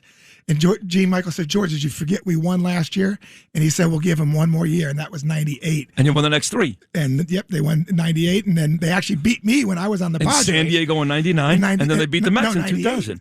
Well, 98 Padres, 99 Braves, 2000 Mets. Yeah, after the 98 series, we lost. We got approval for Petco Park in San Diego, but they traded everybody, and I got traded back to the Yankees from 99 to 2000. You did. That was a Tony Gwynn Padre team. Tony Gwynn, a good team, but not a great team by any stretch. We were pretty good. You were pretty good. If Tino was struck out on that 2-2 call from Langston, it might have changed everything. Right, but the home run, you're right about that, against Seattle in 95 and against the Braves in 96, it didn't end there because you hit a big home run against San Diego, too, your eventual teammates. A big one, right? Or was that afterwards? Well, no, that next year I came back in 99. And that's when you hit the home run. I had the last home run of the century in Game 4 of the Braves World Series. Okay. Yeah. And, Bobby Cox was tired of seeing me. He was just like, enough is enough. Oh, God. And seriously, you beat the hell out of the Braves. Yeah. And that was a team that didn't give me $5,000 out of high school to sign. Atlanta. Yep. Wow. Those scouts that didn't give me the 5,000 were sitting in John Sherholtz's box the night I hit the home run, and they said, "Don't tell Sherholtz for $5,000 this home run would have never happened." Wow. I would have never been a Yankee. Could have changed a lot of history. Did you grow up in Ohio? I thought it was Ohio. Cincinnati. Pete Rose was my boy, man. Right. Pete and Johnny Bench. So you were a big Reds fan, obviously. I became a catcher because Johnny Bench gave me his catching mitt one time in spring training. And that's how you started. You were a catcher for many years, and eventually you played you were DH, obviously. I guess you played some outfield, or first base. What else did you play out there? I came up as a third baseman. I played left field, played right field. They wouldn't sit me at center field. I wasn't fast enough. Right. And then I played every infield position besides shortstop. So I was all over. Listen, I could hit the ball. You could hit. Bottom line, right. And that was one thing that actually worked against me. That's why I got a lot of postseason and extra home runs, because they said I was more important on the bench. Yeah. And coming in late innings, kind of like Mariano Rivera was with the relief Of course, side. same thing. Buck Showalter said, "You're Mariano Rivera with a bat." Love that. I thought that was always a great quote. Trump was talking about Pete Rose again. People can't see Jimmy, but he's wearing a shirt that is from Bedminster, Trump's golf course. Just played He there. just played? Yep. And it reads 45-47. Of course, President Trump, he's got an American flag. It's a beautiful light blue golf shirt. You got great arms, brother. You look great, Jimmy. You're looking good again, but I swear to God. Not yet, you look bad. You look great. So you're wearing your Trump shirt, and you love President Trump, as I do. And Trump last week was talking about Pete Rose again, that he was saddened that Pete Rose had to make the Hall of Fame after he was dead. Yeah, it's a shame. But, it's one of those things that when they say lifetime suspension, it's a lifetime They suspension. meant it. Faye Vincent and I love Pete. I lived in Boca Raton. My wife and I, the beautiful Danielle, she sends her regards to you. Tell her hello. We used to go to Pete's sports bar in Boca Raton. I was there quite a few times. I'm with sure you weren't. Yes. They had a radio studio in there, if you remember correctly. Yeah. And I remember one night we arrived on a Monday night. It was dead. It was dead Monday night. But Monday night was Big East basketball night. I'll never forget this. And Connecticut was playing Georgetown. Nobody cared. Nobody. And Pete is watching that game like his life depends upon it. And I go to Danielle. I go, he's got action on this. Got a lot of action on it. Yeah. Monday night, early in the season. This is not like the Final Four or the tournament. It's like November. Monday, Connecticut, Georgetown. But God rest Pete's soul. And John Sterling, he dies today. And so many great calls with you. Yeah, listen, I mean, he was one of those guys, I've been listening to the show the whole morning, and just like you're saying, he wasn't Vince Scully, he wasn't the greatest, but he was entertaining. Yeah. And you know what? He had that voice. And that's the one thing whenever we talk about radio people is their voice. And he had that distinctive voice that when you heard it, you knew that was John Sterling. And then, of course, the famous calls that he used to make, and which was the Sterling calls. Fun, they were fun. Come on, it's one of those things. You're in New York, you got to have a stick. Of course, and that was his stick. Michael Kay's got his stick for his home runs. Yeah, everybody. Well, he says "see ya." That's it. Exactly. See ya. See ya. Right, but this guy would come up with all these terrific, the Bamtino and the A-bomb from A-Rod and Burn Baby Burn. And did he have one for you? I don't remember. I don't think so. I don't think so. I don't think so. You're on the Ritz. So you're probably glad he's dead now. No. I'm kidding, obviously. I'm sure that he was great to you because you loved all those great Yankee memories. Yeah, listen. I have so many fond memories of all those things and all my teammates and everything that we accomplished together. And it's I couldn't. People always say, "Do you ever get tired, or do you miss the game?" I'm saying, no, I really don't. You know what? I accomplished everything I could ever think of. Oh, and more. Besides home runs, besides to be known for one hit in a World Series that changed the history of the New York Yankees in the last dynasty. You know what? It's pretty special to be part of that. And that's true. You're not exaggerating. Yeah. But if I would have told you when you walked off the field as a Yankee for the last time in 2000, that 26 years later, you and I would be sitting here, and the Yankees would have one World Series win. They've been to 3, but one World Series win since you walked away in 2000, which of course came in 2009 with Joe Girardi, not Joe Torre, and A-Rod and CC and Teixeira, that club. You would have said I was nuts, right? Nuts. Absolutely. I mean, they've been back, against the Dodgers a couple years back, but the bottom line for this team is, listen, I'm excited because I've been watching this team this year, and they're a completely different team than they have been in the past. They can actually have a couple guys putting the ball in play, hitting the ball, not striking out every single time. And the pitching, Sid, is ridiculous. That's the key, because the truth is... we're missing our 2 best guys. Right, and they're both going to throw tomorrow. Yeah. I'm not sure they're the 2 best guys, because Max Fried and Schlittler are actually pretty damn good. But look, the truth is they're still very inconsistent offensively. The bottom 4 guys in that order all hit about 180. So, if you can get through, and it's a big if... Grisham's been playing better as of late, but if you can get through Ben Rice, Aaron Judge, and Clay Bellinger, Cody Bellinger, good luck. Yeah. Because you're almost guaranteed to give up 2 runs. It's going to be the same thing. They're going to win 90 games. They're going to get to October. The one cool thing that I love about it is these guys are being judged like we used to be judged. It's not a success unless you win or get to the World Series. And to have that kind of pressure is tough. At the same time, that means the New York Yankees are back. Well, it's more for Aaron because, let's face it, Torrey won it in 96. We don't want him to be the Don Mattingly of the 20th Right. century. And Aaron Boone, the guy wins 90 to 100 games every year. And, I don't listen to sports talk radio anymore. I don't. I did it for a long time. And it's silly. I have great friends. I think Craig Carton's a magnificent talent. He'll be on the show tomorrow. I love Craig. But, the calls over and over again, well, he should have done this, Aaron Boone. And, they blame Aaron Boone if the Yankees, and as if it's Aaron Boone's fault. I always blame the GMs, how the team is constructed. 9 times out of 10, managers make mistakes, but like Joe Torre told me in the FAN studios years and years ago, and Tony La Russa and Whitey Herzog, all those guys told me the same thing. The best manager in baseball maybe gets you 10 more wins. That's it. It's a matter of the way your team is constructed and execution. Does not come back to the manager. Aaron Boone takes way too much abuse. It's silly. Yeah, and unfortunately, that's the job. That's that. He doesn't control anything that the players are doing. And he gets judged on all of it. So it's wins. It's a tough job. Wins and losses. Yeah. But this team, I really believe, Jimmy, that this is the best team in the American League. I'm not ready to say they're better than the Dodgers. They may be the 3rd best team in baseball, but they're certainly the best team in the American League. You agree? All I care about is that the bottom line is the Dodgers don't win this year because we're going to be the last team to three-peat. And I'm hoping the Dodgers don't three-peat. So that's right. Yeah, I don't care who beats them. I hope it's us. Right. But somebody's got to beat them to keep our record. You're the last team, 98, 99, 2000. Yeah. The good news is there'll be no 4-peat because baseball's going to be out of business next year. I mean, what are these guys doing? We've got so much. We're talking about it now. Yeah. A year before, you're telling me Rob Manfred can't figure this goddamn thing out? Well, hopefully talking about it now make sure that all of us come to our senses by the time it gets here. Right. To say, okay, you know what? Baseball's in the best place it's ever been. Money's there. Everything's going on. Let's do whatever we need to do to settle this thing. Let's settle it. Let's do it. About a minute and a half to go. You walk in, and again, you look great. You have the Talented Towers hat. I love those guys. Frank Silva. Frank is the best. The best. Your Trump shirt. And you're wearing something on your arm with these. By the way, he's got forearms like Steve Garvey. Remember Steve Garvey? He's huge, Leyritz. And you throw this at me. It says Hydra Patch. Hydrate Smarter. Transdermal Performance Patch. Tell me about this. Yeah, this is a new company I just started partnered up with, and it's an 8-hour hydration patch. We have a patent on the driving technology through the skin, which is one of the hardest things to do. It's electrolytes, magnesium, a bunch of stuff, but it's 8 hours of hydration. So do you feel it? Like when you go to the gym next after this, are you going to feel it? Our slogan is it's what you don't feel. Oh, wow. You don't feel the drain. You don't feel the dehydration, the headaches, the migraines. There's so many things that it does do for people that are, exercising. For flights, you wear them on the flights. That's the most place where you dehydrate. And we've been having so much success with it.